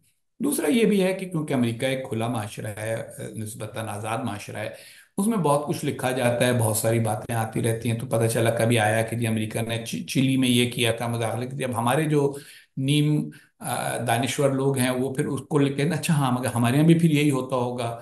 और वो रिजीम चेंज हुई डोमिनिकन रिपब्लिक में, तो हमारे यहाँ भी होगी, ये सोचे बगैर कि डोमिनिकन रिपब्लिक जो है वो उनके पड़ोस में है, हम उनसे बहुत दूर हैं। हमारे यहाँ उस तरह के उनका ना असर रसूख है, ना उस तरह के मौक़े हैं, ना उस तरह की ज़रूरियात हैं। तो हमारे यहाँ ये एक फैशन सा बन गया है। फिर ऊपर से क्योंकि हमें पूरी उम्मत का गम लगा रहता है, दुनिया में 1.5 पौने 2 अरब मुसलमान हैं, उनमें से किसी को उतनी तकलीफ नहीं होती बाज मसाइल के ऊपर जितनी हमें होती है। मगर और हमें ये चाइना हमने, के मुसलमानों की तो नहीं होती बिल्कुल भी, यहाँ हाँ, वो पता नहीं इसलिए नहीं चलता। होती, वो बिल्कुल नहीं होती। हालांकि चीन में जो मुसलमानों के साथ हो रहा है वो मगरिब में नहीं होता। आप देखिए कि मगरिब में मुसलमान शहरी हैं, मगरबी ममालिक के बिल्कुल। मेंबर पार्लियामेंट बने हुए हैं, बरतानिया में, राइट। यूरोप के ममालिक में, अमेरिका में। कोई उनके ऊपर उस तरह की पाबंदी नहीं है। आप अमेरिका में रहते रहे, मैं रहता हूँ, हमने कभी ऐसा नहीं हुआ कि हमें किसी ने नमाज पढ़ने से रोका हो, मस्जिद बनाने से रोका हो। चीन ये इन सब चीज़ों पे पाबंदियां लगाता है। नई मस्जिदें बनाने की इजाज़त नहीं है। अगर चीनी जेल में कैद हो, चीनी मुसलमान, तो उसके लिए कोई हलाल खाना या वो उसका इंतज़ाम अलग से नहीं होता, उसको भी वही नहीं, या मिलियंस को वो कहते सूअर हैं खाएंगे। कन्फाइंड में रखा हुआ है सिंकियांग में, हजारों लोग बंद किए हुए हैं, नमाज हाँ नहीं पढ़ हाँ, सकते, रोजा नहीं रख जी सकते। जी, पाबंदियां हैं शदीद किस्म की। और वो सब दुनिया में रिकॉर्डेड है, लेकिन हम उस पर नहीं होते क्योंकि हमारा भी सिलेक्टिव है ना। देखिए, मजहब के बारे में मेरा ये ख्याल है कि शख्स मजहबी हो सकता है, हम्म, अखलाकियात मजहबी हो सकती हैं। ये जो एक हमने बनाया है होला सा कि जी एक सियासी मजहब के गिर्द सारी सियासत बनाई जाए, इसने इस्लामी सियासत नहीं पैदा की, बल्कि एक सियासी इस्लाम पैदा कर दिया है। और वो सियासी इस्लाम ये है कि उसमें लोगों में तकवा भी नहीं है, दीनदारी भी नहीं है, खुदा खौफी भी नहीं है। आप मुझे बताएं ना कि खुदा खौफी करने वाला आदमी किसी इंसान को जिंदा कैसे जला सकता है? जला सकता है? अल्लाह से डरने वाला, जिसको ये डरो कि मुझे अल्लाह के आगे हाजिरी देनी होगी, वो कैसे लोगों को जिंदा जला? हमारे यहाँ जलाते हैं और कहते हैं जी हमने तो ये जमात रसूल की इस्लामी मोहब्बत। कहती है जमात इस्लामी कहती है कि हम आइन और कानून के मुताबिक, जमहूरी इक़्तिदार के मुताबिक रियासत को चलाएंगे। ये आपके ख्याल में तो उन्होंने उन्होंने जमहूरियत ही तो, देखिए, ये उन्होंने ही ये काम शुरू किया असल में। क्योंकि मैं बतौर तालिब इल्म के उनकी सोच पढ़ता रहा, उस जमाने में मुतासिर भी हुआ शुरू शुरू के दिनों में। और फिर मैंने उस पर बहुत गहराई से उसका मुताला किया। पाकिस्तान में ये जो पूरा फलसफा बनाया गया कि जी एक इस्लामी, कि इस्लाम बना ही इसलिए है, या इस्लाम आया ही अल्लाह की तरफ से इसलिए कि ताकि हम एक रियासत बनाएं और उस रियासत को चलाएं, और ये वो रियासत है, इसने हमारे यहाँ बड़ा मुगलता पैदा किया है। और आप देखें कि अब आजकल दुनिया भर में बहुत सारे उलमा इस पे तनकीद कर रहे हैं कि ये गलत फहमी हमने पैदा कर ली है। دیکھیے نا آپ، اسلامی تاریخ ہے نہیں، کوئی آپ چودہ کے سو خیال میں سال ریاست اور مذہب ساتھ چل سکتے ہیں جیسے جماعت اسلامی وہی میں کہتی آپ سے کہہ رہا ہوں نا، میں اسی طرف آ رہا تھا کہ 1400 سال، 1450 سال کی اسلامی تاریخ، اس میں کس حد تک وہ ریاست تھی جس کو یہ لوگ کہتے ہیں اسلامی ریاست؟ تو ان کی تصور کی بات ہے نا، وہ حقیقت کی بات تو نہیں ہے، وہ شاعری ہے، وہ نعرے بازی ہے۔ اب اس نعرے بازی کے نتیجے میں معاشرے میں ایسا خلط مبز پیدا ہوا ہے کہ لوگوں کے اندر ایک قسم کا، بجائے اس کے کہ دیکھیے تقوی انسان میں کچھ نہ کچھ انکسار پیدا کرتا ہے، خدا کا خوف یا خدا رسول سے محبت، اس سے انسان میں نرمی آنی چاہیے۔ یہاں وہ سب آنے کی بجائے بس ایک متشدد سوچ پیدا ہو گئی ہے۔ تو یہ تو ہمارے ہاں ایک خلط مبس ہے، اور پھر اس کو جب پاکستانی ریاست کے ساتھ جوڑا گیا ہے تو عجیب و غریب قسم کا ایک کچومر نکلتا ہے کہ ہم چین کے اب شارٹ مسلمانوں کرتے پہ ہونے جاتے ہیں والا تھوڑا ظلم، تھوڑا۔ آپ چین کے کے خیال میں یہ مسلمانوں جو، پہ ہونے والا ظلم ظلم جی، نہیں ہے، اور امریکہ کی پالیسیاں جو ہیں وہ اسلام دشمن ہیں، تو یہ ساری کی ساری نعرے بازی ہے، جی، حقائق کی میں زندگی سے اور آپ سے نیا موجود سے۔ سوال کروں گا۔ آپ کے خیال میں یہ جو پاکستان میں دہشت گردی، انتہا پسندی ہے، اس میں افغان امریکہ وار کا زیادہ حصہ ہے، یا ہماری ریاست میں کچھ ایسے کام ہوئے ہیں یا کہیں غلطیاں ہوئی ہیں ان کو زیادہ دخل ہے؟ آپ کس کو زیادہ قصوروار سمجھتے آفاق صاحب، اس موضوع پہ میں نے پوری کتاب لکھی ہے، پاکستان بٹوین ہیں؟ ماسک اینڈ ملٹری، میں اسی کو پاکستان دہرانا چاہتا جرمنی ہوں۔ کے درمیان۔ ہاں، اس کو دوبارہ پڑھیں آپ، اور اس کا بالاختصار یہ ہے کہ یہ ہم نے ہم کیا کرتے ہیں، ہم ایک کوئی، کیونکہ اخبار نویسی والا کام اب ہمارے پورے معاشرے کا کام ہو گیا، نہیں، میں تو کتاب کو چھوٹی ایلیبریٹ آپ سے کروانا چاہتا ہوں یہاں پر۔ ایک چھوٹی سی ونڈو لو اور بس اس میں دیکھو، یہ تاریخ سن 79 میں روس کے افغانستان میں آنے سے شروع نہیں ہوئی۔ حقیقت یہ ہے کہ جو گل بدین حکمت یار اور مولانا برہان الدین ربانی تھے، جو افغانستان میں مجاہدین کے بہت بڑے لیڈر تھے، یہ پاکستان میں روسیوں کے افغانستان میں آنے سے پہلے سے موجود تھے، اور پاکستان نے ایک افغان سیل پہلے سے بنایا ہوا تھا، اور اس کی جو لاجک تھی وہ یہ تھی کہ سیکولر افغان جو ہیں وہ بھارت کے زیادہ قریب ہیں، اور وہ پختونستان بنانا چاہتے ہیں، پاکستان کو انہوں نے قبول نہیں کیا دل سے، جو کہ شاید غلط تجزیہ نہیں تھا، لیکن جہاں غلطی تھی وہ یہ تھی کہ ان کی ضد جو ہے وہ یہ متشدد سوچ رکھنے والے اسلامسٹس ہوں گے۔ اچھا، امریکہ کو ہم نے جا کے یہ مشورہ دیا روسیوں کے آنے کے بعد کہ جناب، ان سے نمٹنے کا طریقہ یہ ہے کہ آپ مجاہدین بنائیں اور ان کی مدد کریں، اور مجاہدین کی تنظیمیں امریکی امداد، دیکھیے امریکی امداد شروع ہوئی ہے رونلڈ ریگن کے صدر منتخب ہونے کے بعد۔ جی، رونلڈ ریگن جنوری 81 میں صدر بنے۔ جمی کارٹر کی حکومت کے زمانے میں کون مدد کر رہا تھا؟ تو یہ ہمارے معاشرے میں انتہائی عناصر پہلے سے موجود تھے۔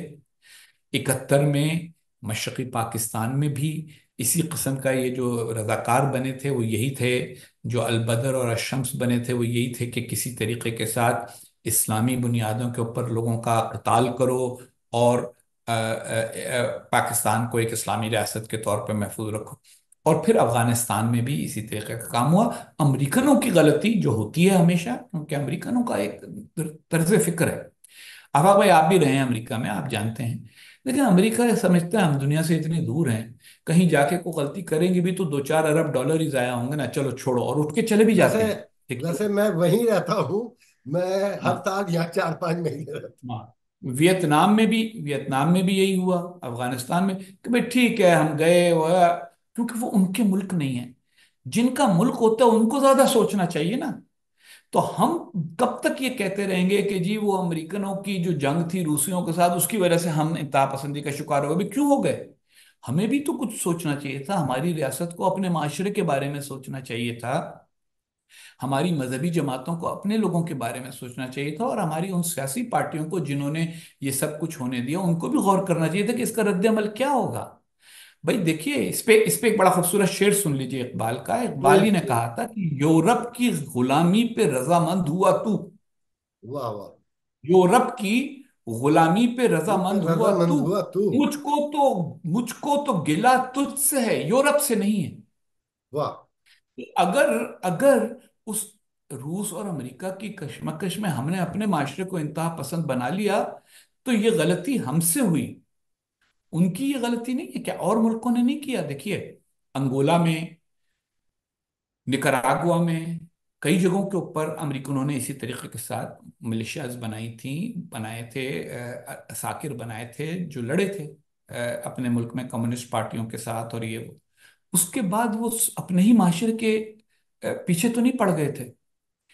ہم نے ان کو ڈی موبلائز کیوں نہیں کیا؟ چلو اگر ہم نے روس سے لڑنے کے لیے بنائے بھی تھے مجاہدین، تو پہلا کام یہ ہونا چاہیے تھا، اچھا بھائی روس چلا گیا، اچھا بھائی بھائیو آؤ تم ذرا اپنا اسلحہ واپس کیوں کرو، ڈیمولائز تنخواہ کیا دو، تھا؟ مر جاؤ۔ ڈیمولائز کیا تو تھا آپ ہی کے دور میں، جب آپ کی حکومت تھی، آپ ایمبیسڈر تھے، جنرل مشرف کے جانے کے بعد 40-50 ہزار لوگ یو اے ای میں جاب دلوائی گئے اور ان کو مگر وہ ڈی اکوموڈیٹ کیا گیا۔ موبلائزیشن تو بہت بعد کی بات ہے نا، آپ بات کر رہے ہیں، دیکھیے روس گیا ہے چلے وہ تو ایک سن لمبی بحث ہو جائے گی، تو، میں نئے سوال پہ آتا روس ہوں، گیا ہے، کیونکہ میں روس میں گیا اپنے ہے، سارے نہیں پوائنٹ نہیں کور لمبی، کرنا آپ ہر چاہتا ہوں۔ بات کو کہتے ہیں لمبی بحث ہو جائے گی، پھر دیکھیں نا، یا تو آپ خود انٹرویو دے لیں اپنے آپ کو، نہیں، مسئلہ یہ میں نہیں نہیں میرے سنیں نا، سوال بہت ہیں۔ سن تو لینا، یا تو آپ خود اپنے آپ کو انٹرویو دے لیں، خود ہی ٹھیک سوال ہے۔ کریں، خود ہی جواب دے دیں، یا پھر بات سننے کا تامل آپ بھی پیدا کریں۔ دیکھیں، بات یہ ہے کہ لمبی اتنی بڑی بحث نہیں ہے، مختصر سی بات ہے، وہی کام ہے، چھوٹی چھوٹی چھوٹی چھوٹی خبریں جوڑ کے تصویر نہیں بنتی، تصویر سے خبر نکالی۔ بنیادی بات یہ ہے کہ 1989 میں گیا ہے روس، 89، اور آپ یہ ڈی موبلائزیشن کا فارمولا لے کے آ رہے ہیں 2007 2006 کے اندر، تو یہ اتنے عرصے تک تو آپ نے میں اس کو نیا ہاتھ نہیں سوال یہ آپ سے کروں گا کہ یہ جو پاکستان ہے، سب سے پہلے تو یہاں یہ کہا جا رہا ہے کہ اکانومی عمران خان نے تباہ کی۔ اچھا، ہمیں یہ یاد ہے کہ جب عمران خان وہ جیسے بھی آئے تو ڈے ون سے نہیں بلکہ حکومت بننے سے پہلے یہ تھا کہ جو بھی حکومت آئے گی وہ آئی ایم ایف کے پاس جائے گی، اور ڈالر آرٹیفیشلی مینج کیا گیا تھا جس پہ 6-7 بلین ڈالر بھی لگے تھے۔ تو آپ کیا سمجھتے ہیں کہ اکانومی عمران خان نے تباہ کی یا پہلے سے ہی تباہ ہو چکی تھی؟ ریزروائر دیکھیں جو نا، گئے ہیں؟ جی میں نے شروع میں یہ عرض کیا تھا کہ یہ جو روز روز کی خبریں ہوتی ہیں، ان پر توجہ دینی میرے خیال میں بعض اوقات بہت زیادہ آدمی کو خلط میں بحث میں مبتلا کرتی ہے۔ نہیں تو نہیں، دیکھیں ہماری عمران خان صاحب دیکھیے، کیا سوری، کرتے تھے؟ نہیں sorry to cut you, Nawaz Sharif جب ریپیٹڈلی یہ کہیں گے کہ ہم تو سب کچھ صحیح چھوڑ کر گئے تھے، یہ آنے والے نے تباہ کیا، جو آج آپ فیس کر رہے ہیں بجلی یار یہ مہنگی۔ آپ انٹرویو نواز شریف کا کر رہے ہیں، میرا کر رہے ہیں؟ نہیں، میں تو مجھ آپ سے کو تو ریفرنس بات تو کریں دوں نا، گا۔ مجھ سے تو آپ وہ نہیں، کانٹیکسٹ کیا دے رہے ہیں آپ؟ مطلب یہ کہ آپ مجھے اس چیز پہ بات کرنے کو کہہ رہے ہیں جس کا مجھ سے کوئی تعلق نہیں ہے۔ عمران خان اور نواز شریف اور آصف زرداری صاحب کے جو مسائل ہیں وہ ان سے پوچھیں آپ، میں تو آپ کو ایک اسکالر یا ایک سیاست کے طالب علم کے طور پر جو باتیں بتا سکتا ہوں وہی بتا سکتا ہوں نا۔ پاکستان میں ہر سیاستدان یہی کہتا ہے کہ جی دوسرے نے یہ کر دیا اور میں نے یہ نہیں کیا۔ جو بنیادی مسئلہ ہے وہ یہ ہے کہ پاکستان کی جو اقتصادی بنیادیں ہیں وہ بہت زیادہ مستحکم ہیں نہیں۔ ہم نے سال ہر سال ان کو قرض کی بنیاد پر استوار کیا ہے، ہم جو پیدا کرتے ہیں اس سے کہیں زیادہ ہم خرچ کرتے ہیں۔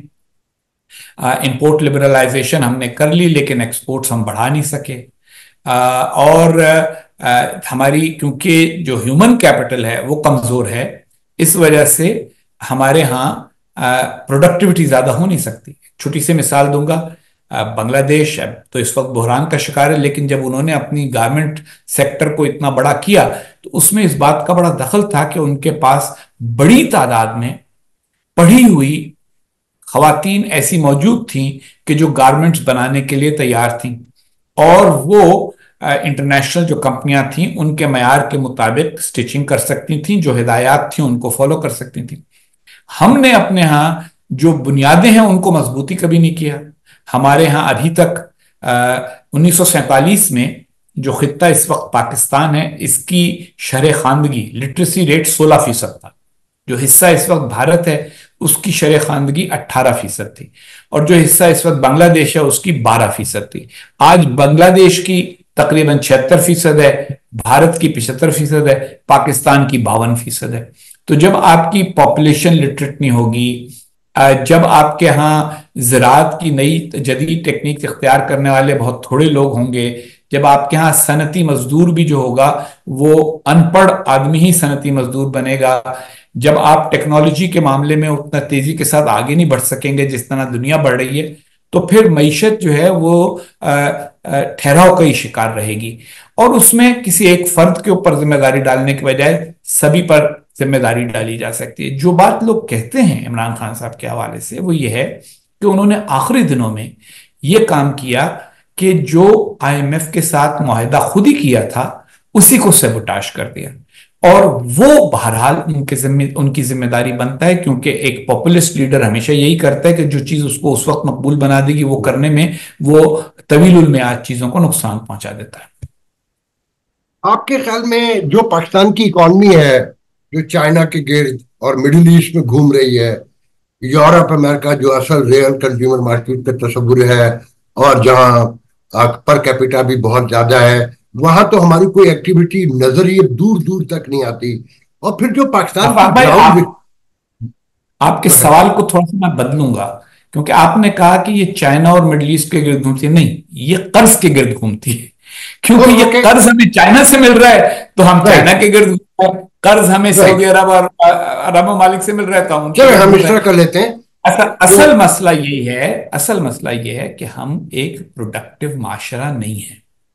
ہمارے ہاں جب لوگوں کو ملک سے باہر جانے کا موقع ملا، اور یہ ذوالفقار علی بھٹو صاحب کا بہت بڑا تحفہ تھا، آپ کو پتا ہوگا کہ 1972 سے پہلے پاکستان میں پاسپورٹ جو تھا وہ فرد کا حق نہیں تھا، صرف لوگوں کو سرکاری کام سے جانے کے لیے یا کاروباری لوگوں کو پاسپورٹ ملتا تھا، عام آدمی کو پاسپورٹ نہیں مل سکتا تھا۔ بھٹو صاحب نے کہا کہ یہ ہر آدمی کو ملے گا، شناختی کارڈ ہونا چاہیے، شناختی کارڈ ہے تو آپ پاسپورٹ بنوا سکتے ہیں۔ اچھا، اس کے نتیجے میں ہمارے ہاں وہ ایک دبئی چلو ایک کلچر قید پیدا ہوا، لیکن اس کا نقصان کیا ہوا؟ اس کا نقصان یہ ہوا کہ خاندان کے ایک فرد کو باہر ملازمت مل جائے، وہ ڈالر ملک میں بھیجے گا جو لاکھوں روپے بن جائیں گے یا ہزاروں روپے بن جائیں گے، باقی سارا خاندان آرام سے اس کے اوپر گزارا کرے گا اور کوئی محنت نہیں کرے گا۔ تو ہم نے اپنی سوسائٹی کو ایک پروڈکٹیو سوسائٹی بنانے کی بجائے ہم نے اس کو بنا دیا ہے یعنی رینٹیئر سوسائٹی۔ فیملی گزارا کر رہی ہے اپنے خاندان کے اس آدمی کے اوپر جو ملک سے باہر رہتا ہے اور پیسے بھیجتا ہے، ملک گزارا کر رہا ہے قرضوں کے اوپر جو اس کو آئی ایم ایف سے ملتے ہیں، چین سے ملتے ہیں، عرب ممالک سے ملتے ہیں۔ جو چیز بدلنے کی ضرورت ہے وہ اس ملک میں اس رویے کو بدلنے کی ضرورت ہے، ہر آدمی کام کرے۔ ہم نے ہمارے یہاں فلمیں ہوں یا ڈرامہ ہو، اس میں ہم پیسہ بنانے والے کو کسی طریقے کے ساتھ یہ دکھاتے ہیں کہ وہ ازلی ابدی مجرمی ہے۔ تو اگر پیسہ بنانا، ویلتھ جنریشن جو ہے وہ خود ہی ایک جرم بنا دیا جائے تو اس معاشرے میں ویلتھ جنریشن کیسے ہوگی؟ اس لیے ہمیں ایک پروڈکٹیو سوسائٹی بننا ہوگا۔ ہماری مینوفیکچرنگ سیکٹر کو اب ایکسپورٹ کے اندر تنوع پیدا کرنا ہوگا۔ بھارت بھی ایک زمانے میں صرف اور صرف ٹیکسٹائل ایکسپورٹر تھا بڑے پیمانے کے اوپر، لیکن اب وہ ٹیکنالوجی ایکسپورٹر ہے، سافٹ ویئر ایکسپورٹر ہے، جیولری ایکسپورٹر ہے، مینوفیکچرڈ گڈس کا ایکسپورٹر ہے۔ ہمیں بھی اپنے ایکسپورٹس میں ایک تنوع پیدا کرنا ہوگا، صرف خام روئی اور کپڑا اور گارمنٹس، یہ صرف ایک ٹیکسٹائل انڈسٹری ہم نہیں رہ سکتے۔ تو یہ سب کرنے کے لیے آپ کو ایک ایسا معاشرہ بنانا پڑے گا جس کے اندر لوگوں میں کام کرنے کا جذبہ ہو، جس میں صنعت کاروں کو آزادی ہو کہ وہ صنعت کاری کر سکیں، جس میں قرض جو ہے وہ اس لیے نہ لیا جاتا ہو کہ بعد میں معاف کرا لیا جائے گا، بلکہ اس لیے لیا جاتا ہو کہ بینک کو واپس کیا جائے گا مزید پیسہ کمانے کے بعد۔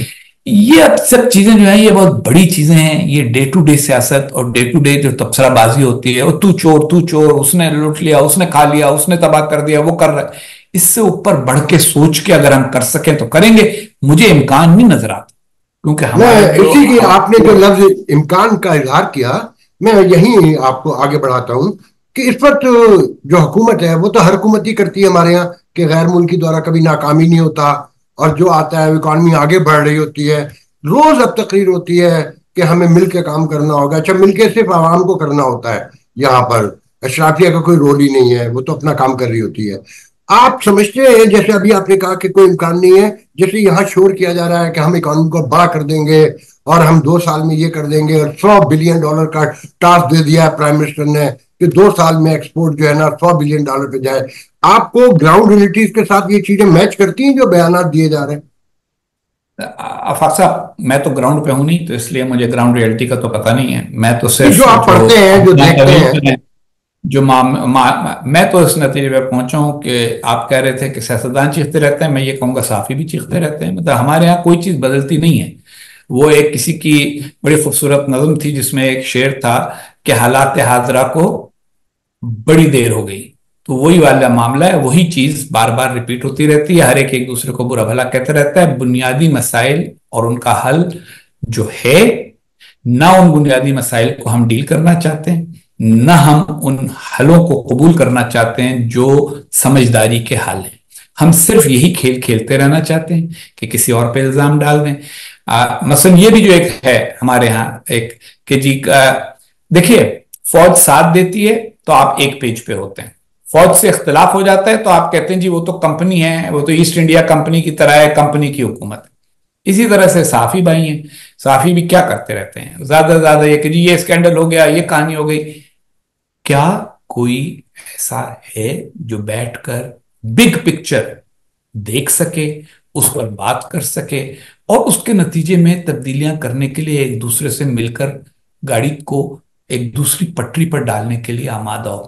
وہ آمادگی کیونکہ ہے نہیں، تو اس وقت تک تو یہی ہوگا کہ ایک دن ایک خبر ہے، دوسرے دن دوسری خبر ہے. وہ افتخار عارف صاحب کا بڑا خوبصورت شعر ہے کہ کوئی مجدہ نہ بشارت نہ دعا چاہتی ہے، روز ایک تازہ خبر خلق خدا چاہتی ہے. جو آپ کا بڑا مطالعہ ہے، آپ سوشل سائنٹسٹ ہیں، جن کی اکانومی کنٹینیو ڈکلائن کر رہی ہو، جن کا تفرقہ بھی بڑھ رہا ہو اور ڈسکریمنیشن بڑے پیمانے پہ ہو رہی ہو، سیاسی تقسیم بھی ہو، وہ ریاستیں کنٹینیو چلتی رہتی ہیں. بعض ریاستیں بہت عرصے تک ڈکلائن کی کیفیت میں رہتی ہیں، اور اس کے باوجود بس یوں سمجھیے کہ جیسے فرد ہوتا ہے، سانس لیتا رہتا ہے، بیمار ہوتا ہے. تو مگر تاریخ یہی بتاتی ہے کہ جو اس طریقے کے دیکھیے آٹومن امپائر تھا، اس کو کہا جاتا تھا سک مین آف یورپ. بالآخر حالات ایسے ہوئے، ان سے ہی اپنی کو غلطی ہوئی کہ انہوں نے پہلی جنگ عظیم میں حصہ لے لیا، وہ ان کے خاتمے کی جواز بن گئی. یوگوسلاویا ہے، اس میں کچھ اور ہو گیا. جو اس کے اسٹیٹس تھیں ان کے درمیان تعلقات ٹھیک نہیں رہ سکے. سوویت یونین میں اکنامک کولیپس ہو گیا. تو وہ پریڈکٹ نہیں کیا جا سکتا، لیکن سسک کے طویل عرصے تک ملک رہتے ہیں. اور ہمیں کوشش یہ کرنی چاہیے بطور پاکستانی، اور دعا بھی یہ کرنی چاہیے کہ یہاں وہ والی کیفیت نہ ہو، ہم اس سائیکل سے کسی طرح سے، اس چکر ویو سے کسی طرح سے نکل سکیں. آپ 9 مئی کو کیسے دیکھتے ہیں؟ اس کو کیسے ڈسکرائب کرتے ہیں؟ کیا تھاٹ ہے آپ کا؟ کس طرح کنکلوڈ کرتے ہیں؟ اگر میں اس کا یہ جواب دوں کہ میں اس پر کچھ نہ زیادہ تھاٹ کرتا ہوں نہ زیادہ کنکلوڈ کرتا ہوں، تو پھر آپ کیا کہیں گے؟ دیکھیں، بنیادی بات یہ ہے کہ فوج سے اختلاف اور اس کے سیاسی کردار پر تنقید ہم نے جتنی کی ہے اتنی تو بہت کم لوگوں نے کی ہوگی.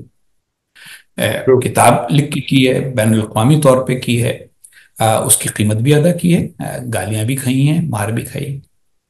لیکن کبھی ذہن میں یہ نہیں آیا کہ جی ایچ کیو میں جنرل کیانی سے ملاقات کے لیے جاتے ہوئے ذرا جا کے وہاں ان کا شیشہ بھی توڑ دو، کیونکہ بہرحال وہ ادارہ جو ہے وہ ملک کا ہی ادارہ ہے. یہ جو 9 مئی تھی، یہ در حقیقت ایک بہت ہی کمزور ذہن کی پیداوار تھی. یہ تھی کہ اگر ہم اس فوج کو یہ باور کرا دیں کہ ہمارے بغیر اس کا گزارا نہیں ہے اور ہمارے بغیر عوام اس سے نفرت کرنے لگیں گے اور اس کے خلاف ہو جائیں گے، تو اس لیے تو پھر یہ دوبارہ ہم کو اقتدار دے دیں گے. تو نہ ان کو اقتدار واپس ملا، نہ فوج کے ساتھ تعلقات بحال ہوئے. اور اب ان دونوں کے درمیان جس قوت نے حملہ کیا اور جس قوت پر حملہ ہوا، ان کے درمیان کشمکش بڑھتی چلی جا رہی ہے، اور اس کی بنیاد کے اوپر اور لوگوں کے شہری حقوق بھی ختم ہو رہے ہیں جو تھوڑے بہت باقی تھے. کیونکہ جب جس کو کہتے ہیں نا یعنی جب فرینکنسٹائن کا مونسٹر جو ہے وہ مونسٹر فرینکنسٹائن کے اوپر حملہ آور ہوتا ہے تو پھر فرینکنسٹائن کو مونسٹر کو ختم کرنا پڑتا ہے. اب اس میں اور بہت کچھ بھی تباہ ہوتا ہے اور وہ ہوتا ہمیں آج کل نظر آ رہا ہے. آپ کے خیال میں اسٹیبلشمنٹ اس واقعے کو معاف کر کے آگے بڑھ سکتی ہے یا بڑھنا چاہیے؟ یہ تو بالکل ایسا ہے نا جیسے کہتے ہیں کہ ایک مائٹ کے اوپر جو مت تھی اس پہ حملہ ہو گیا، اس کا بت توڑ دیا اور بعد میں صلح ہو گئی. جیسے کہتے ہیں نا کہ پھر میرے صحن میں رستے بنا لیے، کل کوئی بھی جا کے جی ایچ کیو پہ کھڑا ہو جائے گا اور حملہ ہوتا رہے گا. تو آپ کے خیال میں انہیں معاف کیا جا سکتا ہے جو لوگ بھی مجرم ہیں یا ملزم ہیں، اور یہ صلح ہو سکتی ہے؟ جس شعر کا آدھا مصرع آپ نے سنا ہے وہ یہ ہے کہ دیوار کیا گری میرے خستہ میرے کچے مکان کی، لوگوں نے میرے صحن میں رستے بنا دیے. یہ بات قابل قبول نہیں ہو سکتی پاکستان کی مسلح افواج کو. تو پھر ہم اس سے یہ نتیجہ نکالیں کہ عمران خان کو کبھی دوبارہ اقتدار نہیں ملے گا؟ دیکھیں جی، اقتدار کس کو ملتا ہے کس کو نہیں ملتا اور کن حالات میں ملتا ہے، یہ تو بہت سارے واقعات ہو جاتے ہیں تاریخ کے اندر، کچھ پتہ نہیں ہوتا. اسی لیے میں نے پہلے کہا کہ جو نجومیت ہے یہ میں نہیں کرنا چاہتا کہ پہلے یہ کام میں نے ان لوگوں کے لیے چھوڑ دیا ہے جو 1988 میں میرے صحافت سے رخصت ہونے کے بعد صحافی ابھی بھی ہیں.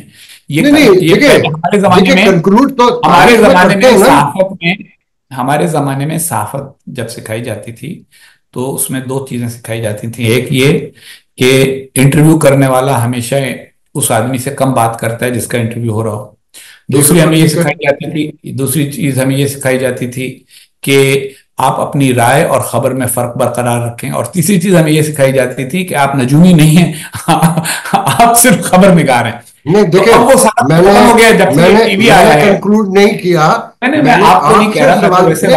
آپ مجھے بھی کہہ لیں، میں نے سوال کیا کہ ایک مت ہے، ایک مائٹ ہے 77 ایئرس ہے اور جو پاور دیتی ہے پاور لیتی ہے، اس کے گھر پر حملہ ہو گیا، مجسمے توڑ دیے، شہداء کی تصویریں پھاڑ دی. لاجک جو ہے اور سیاسی لاجک جو ہے وہ یہ ہے کہ جو اس قسم کے کام، دیکھیے جب طاقت آپ استعمال کریں گے نا تو جس کے پاس زیادہ طاقت ہوگی وہ پریویل کرے گا. اسی لیے سیاسی پارٹیاں کبھی طاقت کا کھیل نہیں کھیلتی، ذہانت کا کھیل کھیلتی. عمران خان صاحب اور ان کے ساتھیوں نے طاقت کا کھیل کھیلنے کی کوشش کی اور وہ طاقت کا کھیل وہ جیت نہیں سکتے. اب یہ کہ کیا ان کو کبھی آنے دیا جائے گا نہیں آنے دیا جائے گا، بھائی یہ تو جو دینے والے ہیں اور جو لینے والے ہیں یہ ان کے درمیان ہے، میرا اس میں کیا لینا دینا. میرا اندازہ یہ کہتا ہے کہ پاکستان کی مسلح افواج 9 مئی کو اتنی آسانی سے فراموش نہیں کر سکتی یہی سننا چاہتا تھا. پاکستان تحریک انصاف اور اس کے لیے نرم گوشہ رکھنے والے چاہتے ہیں کہ وہ کر دیں. بالکل. میں ایک چیز سمجھنا چاہتا ہوں، اکانومی کے حوالے سے بھی ایلیبریٹ کیجیے گا اور باقی سیگمنٹ اور جو امن دہشت گردی. میں اب 2 سال سے کنٹینیو 4-5 مہینے ہر سال یہاں رہتا ہوں. یہاں ایک عجیب بود ہے، تضاد ہے سوسائٹی کا کہ جو غریب بستیاں ہیں وہ انتہائی مذہبی ہیں، مطلب ان کے یہاں مذہب کے علاوہ کچھ نہیں ہے. اور جو امیر بستیاں ہیں وہ بڑی ماڈرن ہے، بہت سیکولر ہے، لبرل ہے. ایون یہ کہ نیو ایئر پر شراب کی جو پارٹیاں ہوتی ہیں تو جو ملا حملے کرتا ہے وہ بھی غریب بستیوں میں جا کے کرتا ہے. وہ ڈیفینس میں، کلفٹن میں، ماڈل ٹاؤن کے گھروں پہ یا وہاں کے جو شراب پینے والے ان پہ نہیں کرتا. اچھا، پھر جو میڈیا ہے یہاں، جو نیشنل میڈیا ہے، وہ ایسا دکھاتا ہے جیسے ایک بڑی سٹل سوسائٹی ہے. جیسے ہم امریکہ کو دیکھتے ہیں کہ گاؤں دیہات میں برگر کنگ بھی ہے اور میک ڈونلڈ بھی ہے، ہاسپٹل بھی، یونیورسٹی بھی، سڑک بھی، telephone, each every single thing in all aspect of life. تو یہ جو بود ہے، جو یہ تضاد ہے، اسے کیسے دیکھتے ہیں، اسے کیسے کنکلوڈ کرتے ہیں؟ اس کا کیا نتائج نکل سکتے ہیں کہ میڈیا اشرافیہ کو پیش کر رہا ہے ٹوٹل 2% کو یا 1% جو بھی ہے، اور لڑکی کے پاس دوپٹہ بھی نہیں ہے جو اینکر بیٹھی ہے. اور باہر اگر پہلے آپ بھی کراچی سے، میں بھی، کہ اگر 200 خواتین نظر آتی تھی تو شاید 4 نقاب لگاتی تھی. اب اگر 200 نظر آتی ہیں تو صرف 4 بے حجاب ہوتی ہیں. تو اور وہ سب غریب بستیوں سے یا لوئر مڈل کلاس جیسے کہہ سکتے ہیں ہم، اور اشرافیہ بالکل الگ ہے. تو اس بود کو کیسے دیکھتے ہیں؟ मैं तो देखता ही नहीं इस बात को, क्योंकि मैं तो वहां हूं ही नहीं। और नहीं, आप वो मैं पढ़ते तो हैं, सुनते हैं, यार दोस्त हैं। नहीं, पढ़ने लिखने से इसका मतलब ये कि ये देखिए ना, ये तो माशरों में उतार चढ़ाव होते रहते हैं पूरे। और उन तमाम माशरों में जहाँ पे इक्तिसादी नाहमवारियाँ बहुत ज़्यादा होती हैं, आप खुद अमेरिका में देख लें कि जो इलाके हैं जहाँ इक्तिसादी तरक्की की रफ्तार बहुत कम है, वहाँ मजहरियत ज़्यादा है। क्योंकि गरीब आदमी के पास अलावा मजहबियत के और कुछ होता भी नहीं। लेकिन लेकिन ये भी एक दिक्कत है कि जो माशरे की कुव्वत मुतहर्रिका होती है, वो बहरहाल इक्तिसादी ही होती है।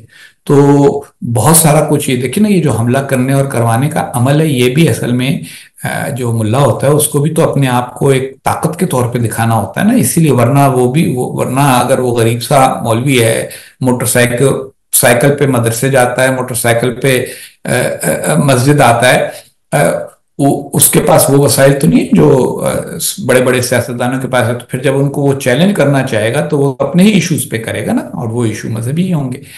इस सोसाइटी को पूरी को एक, अगर मुतहर्रिक सोसाइटी बनाना है तो इन सारे तजादात का हल ढूंढना होगा। और वो हल ये नहीं है कि बैठ के इसके ऊपर लेक्चर दिया जाए और तनकीद की जाए। वो हल यही है कि इस माशरे में वसाइल की तकसीम को बेहतर बनाया जाए। पहले तो वसाइल पैदा किए जाएं, क्योंकि जब वसाइल कम होंगे तो उनको आप कितना ही तकसीम कर लें, उससे नाहमवारियां दूर नहीं होंगी। हाँ, आपका आपकी स्पेशलिटी है।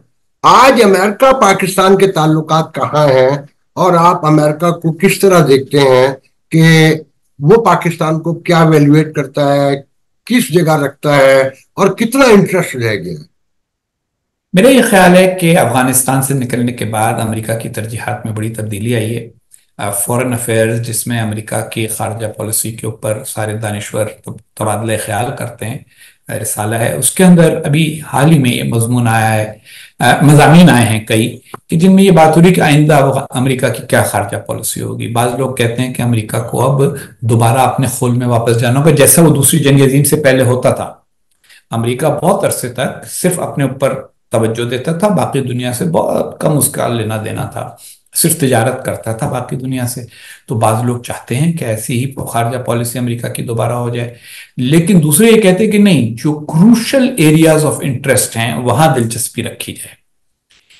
तो पाकिस्तान उन क्रूशल एरियाज ऑफ इंटरेस्ट में शामिल नहीं है। अगर आप देखें, आपको मैं मिसाल देता हूं कि 2008 की इंतखाबी मुहिम थी, जिसमें ओबामा और जॉन मैकेन लड़ रहे थे इंतखाब।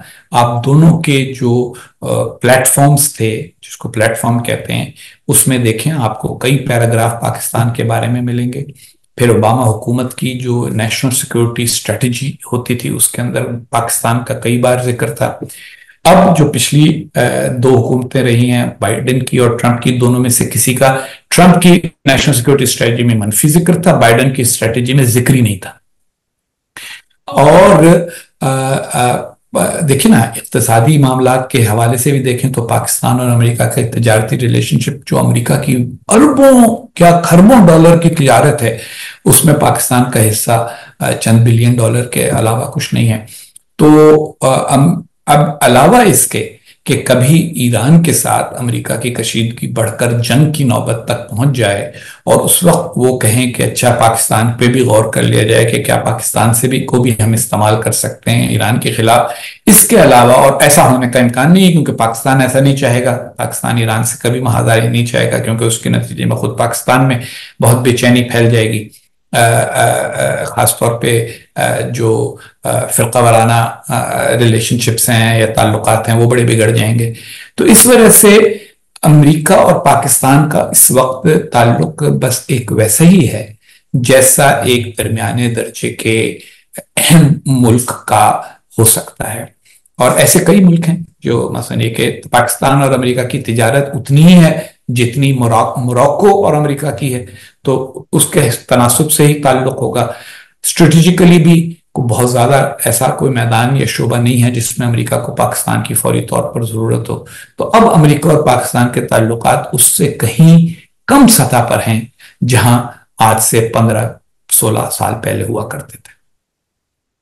پی ٹی آئی کے لوگ، ان کے اسکالر جو بھی جتنے بھی ہیں، وہ ایک پروپیگنڈا کر رہے ہیں کہ جی ڈونلڈ ٹرمپ اگر آ گئے تو عمران خان کو رہائی بھی ملے گی اور پاکستان کو فائدہ بھی ہوگا۔ تو مجھے میرے انٹلیکچوئل دوست نے 2025 پروجیکٹ میں سے ہیریٹیج فاؤنڈیشن کی جو رپورٹ ہے اس کا ایک پیراگراف بھیجا، تو جو میں نے ایک پروگرام میں بھی ذکر کیا، تو انہوں نے کہا کہ جی ہندوستان سے ہم نے کیا مراسم رکھے ہیں، کیا تعلقات رکھے ہیں، اور پاکستان اور افغانستان جہاں فوجی سیاسی جو بھی حکومتیں بڑی مکارانہ حکومتیں ہیں، انہیں ڈیل کرنا سیکھنا ہوگا۔ تو اس کو کیسے دیکھتے ہیں؟ اچھا، میرا ایک، آپ پھر کہیں گے کہ صحافی کا کام نجومی کا نہیں ہوتا، میرا ایک اپنا تجزیہ ہے۔ مجھے ڈونلڈ ٹرمپ جیتتے ہوئے نظر آتے ہیں، جو میں نہیں چاہتا، میں رجسٹرڈ ڈیموکریٹ ہوں، مگر مجھے وہ جیتتے ہوئے نظر آتے ہیں کہیں۔ اگر وہ جیت جاتے ہیں تو جو یہ 2025 ہے جسے وہ ڈینائی بھی اب کرتے ہیں وہ کافی جگہ پر، مگر جو پالیسی میں ذکر کیا ہے، آپ اگر لیٹ سے مفروضے کی بات کر رہے ہیں، اگر ڈونلڈ ٹرمپ آ جاتے ہیں تو آپ وہ جو پی ٹی آئی پروپیگنڈا کر رہی ہے اس کو کیسے دیکھتے ہیں، اور کیا آپ کے ذہن میں کیا خاکہ آتا ہے کہ کیا ہوگا؟ دیکھیں، پہلی بات تو یہ ہے کہ میں تو عمران خان صاحب کی رہائی چاہتا ہوں۔ میں اس بات کو کا قائل ہی نہیں ہوں کہ کسی بھی سیاسی لیڈر کے اوپر اس قسم کی زیادتی کی جائے، اس کو قید و بند کی صحبت برداشت کرنی پڑے۔ اور میں، آپ کو پتا ہے کہ بالکل مزاجاً ایک جمہوری مزاج کا آدمی ہوں، تو میں تو چاہتا ہوں کہ ان کی رہائی وہ ہو۔ تو ذمہ دار سمجھتے ہیں آپ کو کہ آپ حکومت گرانے میں شامل تھے، اور وہ کسی کے، وہ تو دیکھیں نا، وہ تو ان کی جو حماقتیں ہیں، میں دیکھیں نا، ان کی رہائی کی دعا کرنا یا خواہش کرنا ان کی حماقتوں کو مسترد کرنا تو نہیں ہے نا۔ ان کی حماقتیں اپنی جگہ ہیں اور میری ان کے لیے دعا اپنی جگہ ہے۔ لیکن یہ بہت بڑی غلط فہمی ہے کہ اگر ڈونلڈ ٹرمپ آپ منتخب کی آواز ہوتے ہیں، کہیں کم ہوگی تھوڑی سی۔ میں جی، یہ عرض کر رہا ہوں، یہ بہت بڑی غلط فہمی ہے کہ ڈونلڈ ٹرمپ جو ہیں وہ منتخب ہو گئے تو اس سے کسی بھی سیاسی فریق کو پاکستان میں فائدہ ہوگا۔ دیکھیے، امریکہ کی خارجہ پالیسی جو ہے وہ امریکہ کے مفادات کی نگہبان ہوتی ہے۔ ڈونلڈ ٹرمپ کا یا امریکہ کا ایسا کون سا مفاد ہے جو عمران خان صاحب کی رہائی سے پورا ہوگا؟ تو عمران خان تو دیکھے جاتے ہیں as an entity American figure. اچھا، اب اگر وہ ان سے کوئی وعدے کر بیٹھے ہیں، ان کے دوست احباب جن کا ڈونلڈ ٹرمپ کے لوگوں سے تعلق ہے، تو وہ ایک الگ کہانی ہے۔ لیکن تب بھی دوسرا اس کا پہلو یہ ہے کہ پاکستان میں پاکستان کی اسٹیبلشمنٹ کو کسی قیدی کو رہا کرنے پر مجبور کرنے کا امریکہ کے پاس اس وقت کیا انسٹرومنٹ ہے؟ پرانے زمانے میں امداد ہوتی تھی، وہ بند کر دیتے تھے۔ یہ تاریخی واقعہ ہے کہ جب محترمہ بینظیر بھٹو جو ہیں وہ قید میں تھی طویل عرصے تک، تو 1985 میں جو سینٹ کی خارجہ امور کمیٹی کے چیئرمین تھے سینیٹر کلیبون پیل، ان کے مین ایڈوائزر تھے، مین ان کے لیے کام کرتے تھے اس وقت پیٹر گیلبریتھ۔ انہوں نے سٹینڈ لیا اور انہوں نے کہا یہ کہ ٹھیک ہے جی، ہم پاکستان کی امداد بند کر دیں گے۔ اور سینیٹر صاحب نے جب جنرل ضیاء الحق کو کہا کہ تو ضیاء الحق نے کہا کہ آپ چاہتے کیا؟ انہوں نے کہا جی ہم چاہتے ہیں اس عورت کو رہا کیا جائے۔ انہوں نے کہا اچھا ٹھیک ہے، ہم رہا کر دیتے ہیں۔ اور پیٹر گیلبریتھ آئے اور وہ رہا کیے گئے، محترمہ رہا کی گئیں، اور ان کے ساتھ ان کو لندن روانہ کر دیا گیا، پاکستان میں نہیں رہنے دیا گیا۔ پھر آپ نے دیکھا کہ جب ذوالفقار علی بھٹو صاحب کی پھانسی کا معاملہ تھا تو صدر کارٹر نے اپیل کی کہ ان کو رہا کرو، لیکن اس وقت امریکہ کا لیوریج نہیں تھا۔ تو اس وقت مجھے امریکہ کا کوئی لیوریج نظر آ رہا ہے۔ اس سے کیا ڈونلڈ ٹرمپ ٹویٹ کر دیں گے کہ عمران خان کو رہا کرو؟ ہاں، ممکن ہے کر دیں، ممکن ہے کر دیں، لیکن اس سے رہائی کیسے ہوگی؟ پاکستان کی اسٹیبلشمنٹ پر کیا دباؤ آ جائے گا؟ بہت ساری باتوں میں ہم غلط فہمیوں کا شکار ہوتے ہیں۔ اخلاقی دباؤ جو ہے وہ اس وقت ہوتا ہے جب کوئی اخلاقی دباؤ محسوس کرنے کو تیار ہو، اور اگر کسی کے سروائیول کا ایشو ہوتا ہے تو پھر وہ اخلاقی دباؤ وغیرہ قبول نہیں کرتے دوسرے ملکوں کا۔ میں یہی لیوریج ایک الگ چیز ہے، ہاں لیوریج ایک الگ چیز ہے، اور میرا یہ خیال ہے کہ اب وہ لیوریج امریکہ کا نہیں ہے۔ کیا ہوگا؟ کیا ڈونلڈ ٹرمپ یہ کہیں گے کہ میں 7واں بیڑا بھیج رہا ہوں کراچی کے سمندر میں، اگر تم نے عمران خان کو رہا کیا؟ زیادہ زیادہ بیان ہی دیں گے نا۔ تو وہ بیان تو پہلے بھی دیے جا چکے ہیں مختلف لوگوں کے لیے، میرا نہیں خیال کہ اس سے فرق پڑے گا۔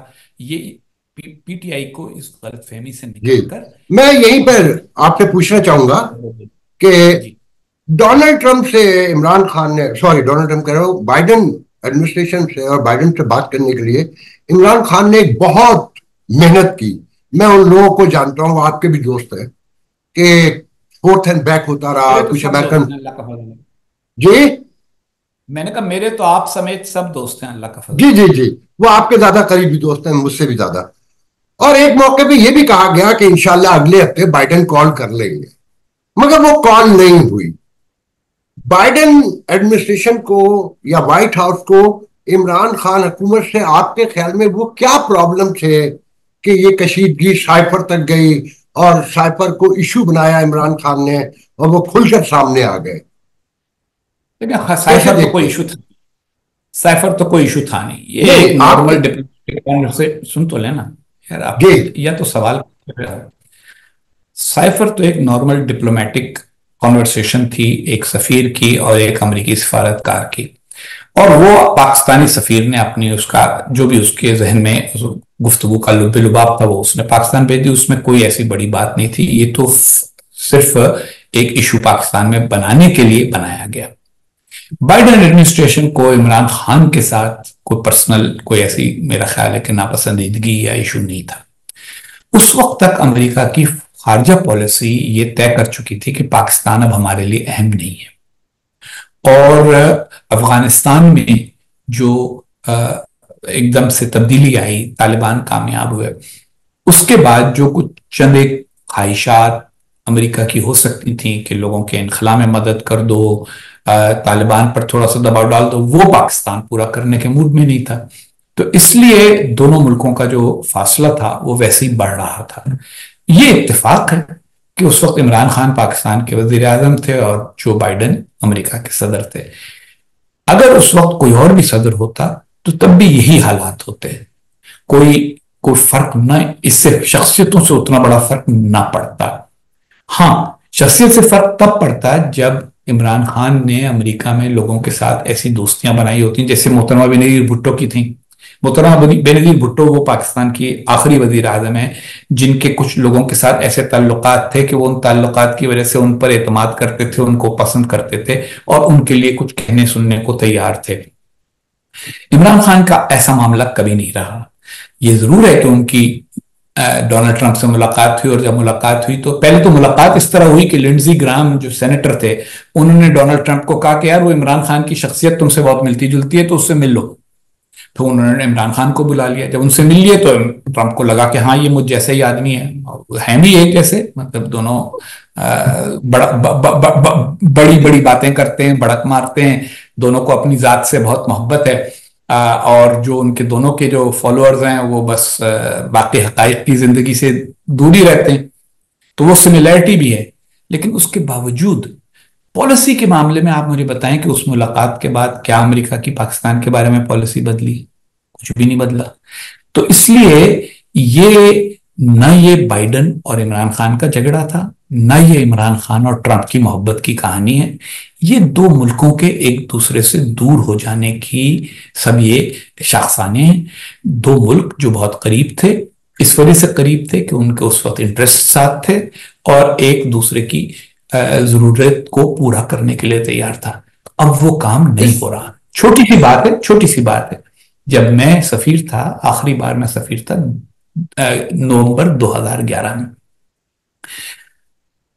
اس وقت پاکستان کو امریکہ سے سالانہ 3-3.5 ارب ڈالر براہ راست امداد ملتی تھی. World bank I M F وغیرہ چھوڑ دیں آپ, براہ راست امداد ہمیں ملتی تھی 3-3.5 ارب ڈالر سالانہ کی. اسرائیل اور ایجپٹ کے بعد, اب اسرائیل اور ایجپٹ کے بعد نمبر 3 ہم تھے. اب جو آپ بجٹ دیکھیں تو امریکہ کے بجٹ میں پاکستان میں امریکی سفارت خانے پر ہونے والے اخراجات سمیت صرف $100 ملین وہ کیے گئے ہیں, مختص کیے گئے ہیں.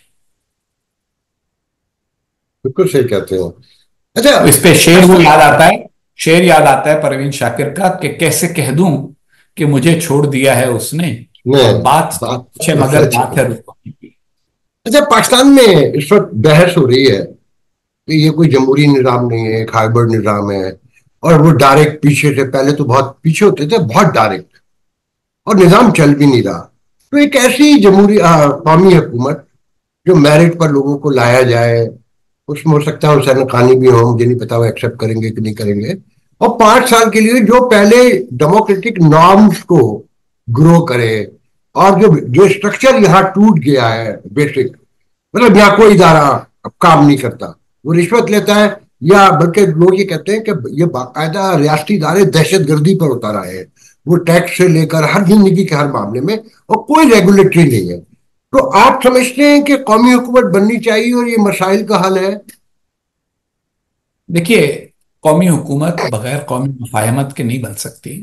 یعنی قومی حکومت یہ نہیں ہوتی کہ کوئی ایک ادارہ سب کو کہے کہ اچھا بھی یہ میں نے چند لوگ جوڑ لیے ہیں مختلف پارٹیوں سے، مختلف خیالات سے، کچھ ملک سے باہر سے بلا لیے ہیں، اور بھئی یہ قومی حکومت ہو گئی. قومی حکومت تو وہ ہوگی جو پاکستان میں موجود تمام سیاسی پارٹیاں، تمام ادارے بیٹھ کے اکٹھے ہو کے بنائیں. تو وہ مجھے بنتی نظر نہیں آ رہی. پاکستان میں ابھی تک قومی مفاہمت کے لیے کوئی تیار نظر نہیں آ رہا، اور قومی مفاہمت کے لیے سب کو اپنی انا کو نیچے رکھنا ہوتا ہے. اس وقت تو دیکھیے، حکومت کو یہ زوم ہے، یعنی سویلین حکومت کو، کہ ہم حکومت میں ہمیں کیا ضرورت ہے. اسٹیبلشمنٹ کو یہ اطمینان ہے کہ معاملات جیسے تیسے بھی ہیں، آخر میں تو ہم ہی فیصلے کرتے ہیں. اور عمران خان صاحب اور پی ٹی آئی کو یہ زوم ہے کہ ہم بڑے مقبول ہیں.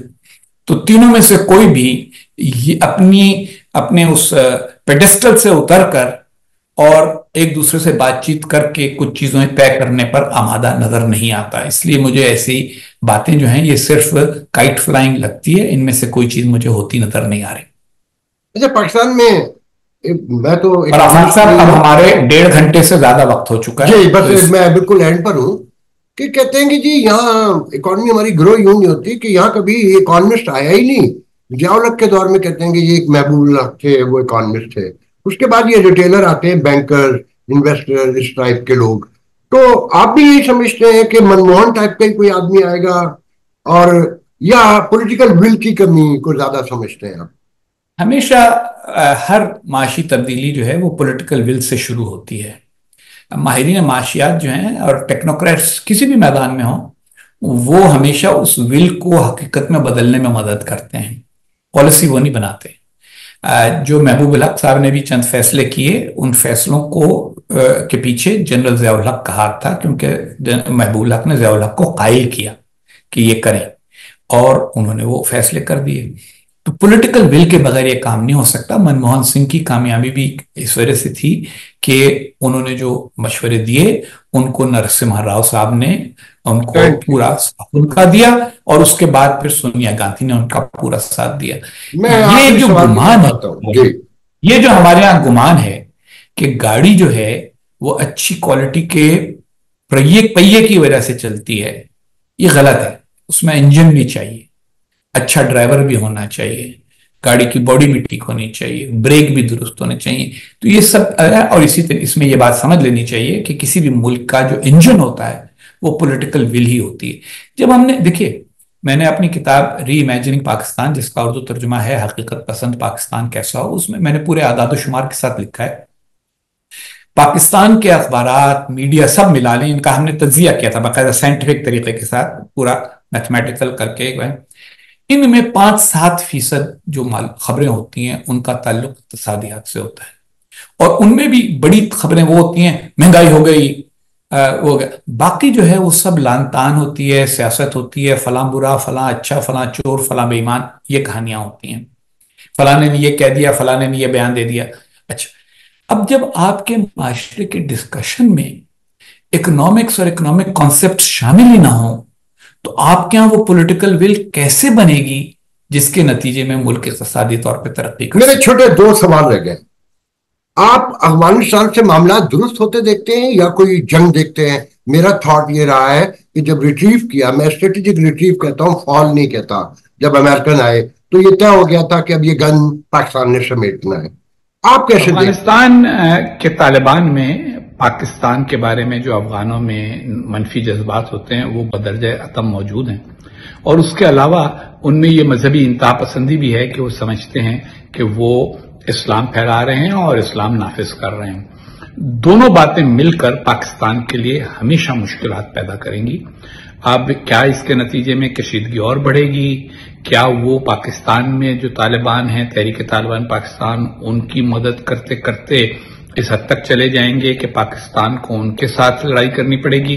اس بارے میں کچھ نہیں کہہ سکتا، لیکن یہ بات واضح ہے کہ افغانستان اور پاکستان کے تعلقات کے بارے میں جو یہ خوش فہمیاں تھیں کہ طالبان کے آنے کے بعد ہمیں بھارت سے وہاں کوئی خدشہ نہیں رہے گا اور طالبان ہمارے ہمیشہ کے لیے دوست ہو جائیں گے، وہ خوش فہمیاں ہی رہی. آفاق صاحب، میمو گیٹ کا معاملہ جو تھا وہ بہت ساری غلط فہمیوں اور تعصبات کا نتیجہ تھا. اس میں جان کبھی بھی نہیں تھی. یہ بات مضحکہ خیز تھی کہ ایک ایسا سفیر جس کے امریکیوں سے اچھے قریبی تعلقات ہیں، اس کو امریکیوں کو کوئی پیغام پہنچانے کے لیے ایک تیسرے فریق کی ضرورت ہے جو لکھ کے وہ ساری چیزیں پہنچائے جو زبانی طور پر بھی کہی جا سکتی تھیں اگر کہنی ہوتی. اس میمو گیٹ کا ہدف آصف زرداری صاحب کی حکومت تھی. جب اس حکومت کو وہ ختم نہیں کر سکے تو پھر صرف میرے خلاف کچھ تھوڑا سا شور مچا کے گزارا کیا گیا. کئی سال تک سپریم کورٹ میں یہ کیس پڑا رہا، کوئی ہیئرنگ نہیں ہوئی. اس کے بعد ثاقب نثار صاحب نے اس میں جان ڈالنے کی کوشش کی اور کہا کہ حسین حقانی کو واپس لانے کے لیے اس کو استعمال کیا جائے، لیکن وہ بھی ناکام رہے. انٹرپول نے ایسا کرنے سے انکار کر دیا اور 2019 میں نئے چیف جسٹس جناب آصف سعید کھوسہ نے درخواست خارج کر دی، پٹیشن خارج کر دی. یہ کوئی فوجداری مقدمہ نہیں تھا کہ کوئی ایف آئی آر ہوتی جس کو ختم کرنا ہوتا اور مقدمہ چلنا ہوتا، تو نہ کوئی کیس تھا جس کو ختم کرنا پڑتا، اور جہاں تک اس کا غلغلہ تھا وہ ختم ہو گیا. مجھے کسی ڈیل کی ضرورت پیش نہیں آئی کیونکہ خود بخود ہی یہ ڈھیل مل گئی. اور جو لوگ یہ سمجھتے تھے کہ میرے اقدامات یا میری سوچ ملک کے فائدے میں نہیں ہے، ان میں سے بہت ساروں کو بھی یہ احساس ہونا شروع ہو گیا بعد میں کہ نہیں، شاید یہ بندہ جو کہتا ہے وہ پاکستان کے فائدے میں ہی ہے. ہو نہیں جانتا کرنا پیندا ہے، ہو نہیں جانتا کرنا پیندا، جیون دے لئی مرنا پیندا. خون کی بیماریوں میں مبتلا، زندگی کے لیے ترستے ہوئے تھیلیسیمیا، ہیموفیلیا اور بلڈ کینسر کے مریض منو بھائی کے بعد اب آپ کی شفقت چاہتے ہیں. انہوں نے ملک کے لیے بہت کچھ کیا، آئیے ہم بھی ان کی سندس فاؤنڈیشن کے لیے کچھ کریں، منو بھائی کے مشن کو آگے بڑھائیں. تو پھر آئیں آپ بھی اپنی زکوٰۃ عطیات سندس فاؤنڈیشن کو دے کر بچائیے کسی بچے کی جان. یہ علی ہے. علی کو تھیلیسیمیا ہے. آج اسے اپنی سالگرہ پر بلڈ ٹرانسفیوژن کے لیے آنا پڑا. سندس فاؤنڈیشن گزشتہ کئی سالوں سے تھیلیسیمیا کے شکار ہزاروں بچوں کی زندگی میں امید اور خوشیوں کے رنگ بکھیر رہا ہے. بھی آپ اپنی خیرات، زکوٰۃ اور عطیات سندس فاؤنڈیشن کو بھجوا کر ان بچوں کی زندگی کے ٹمٹماتے چراغوں کو روشن رکھیں.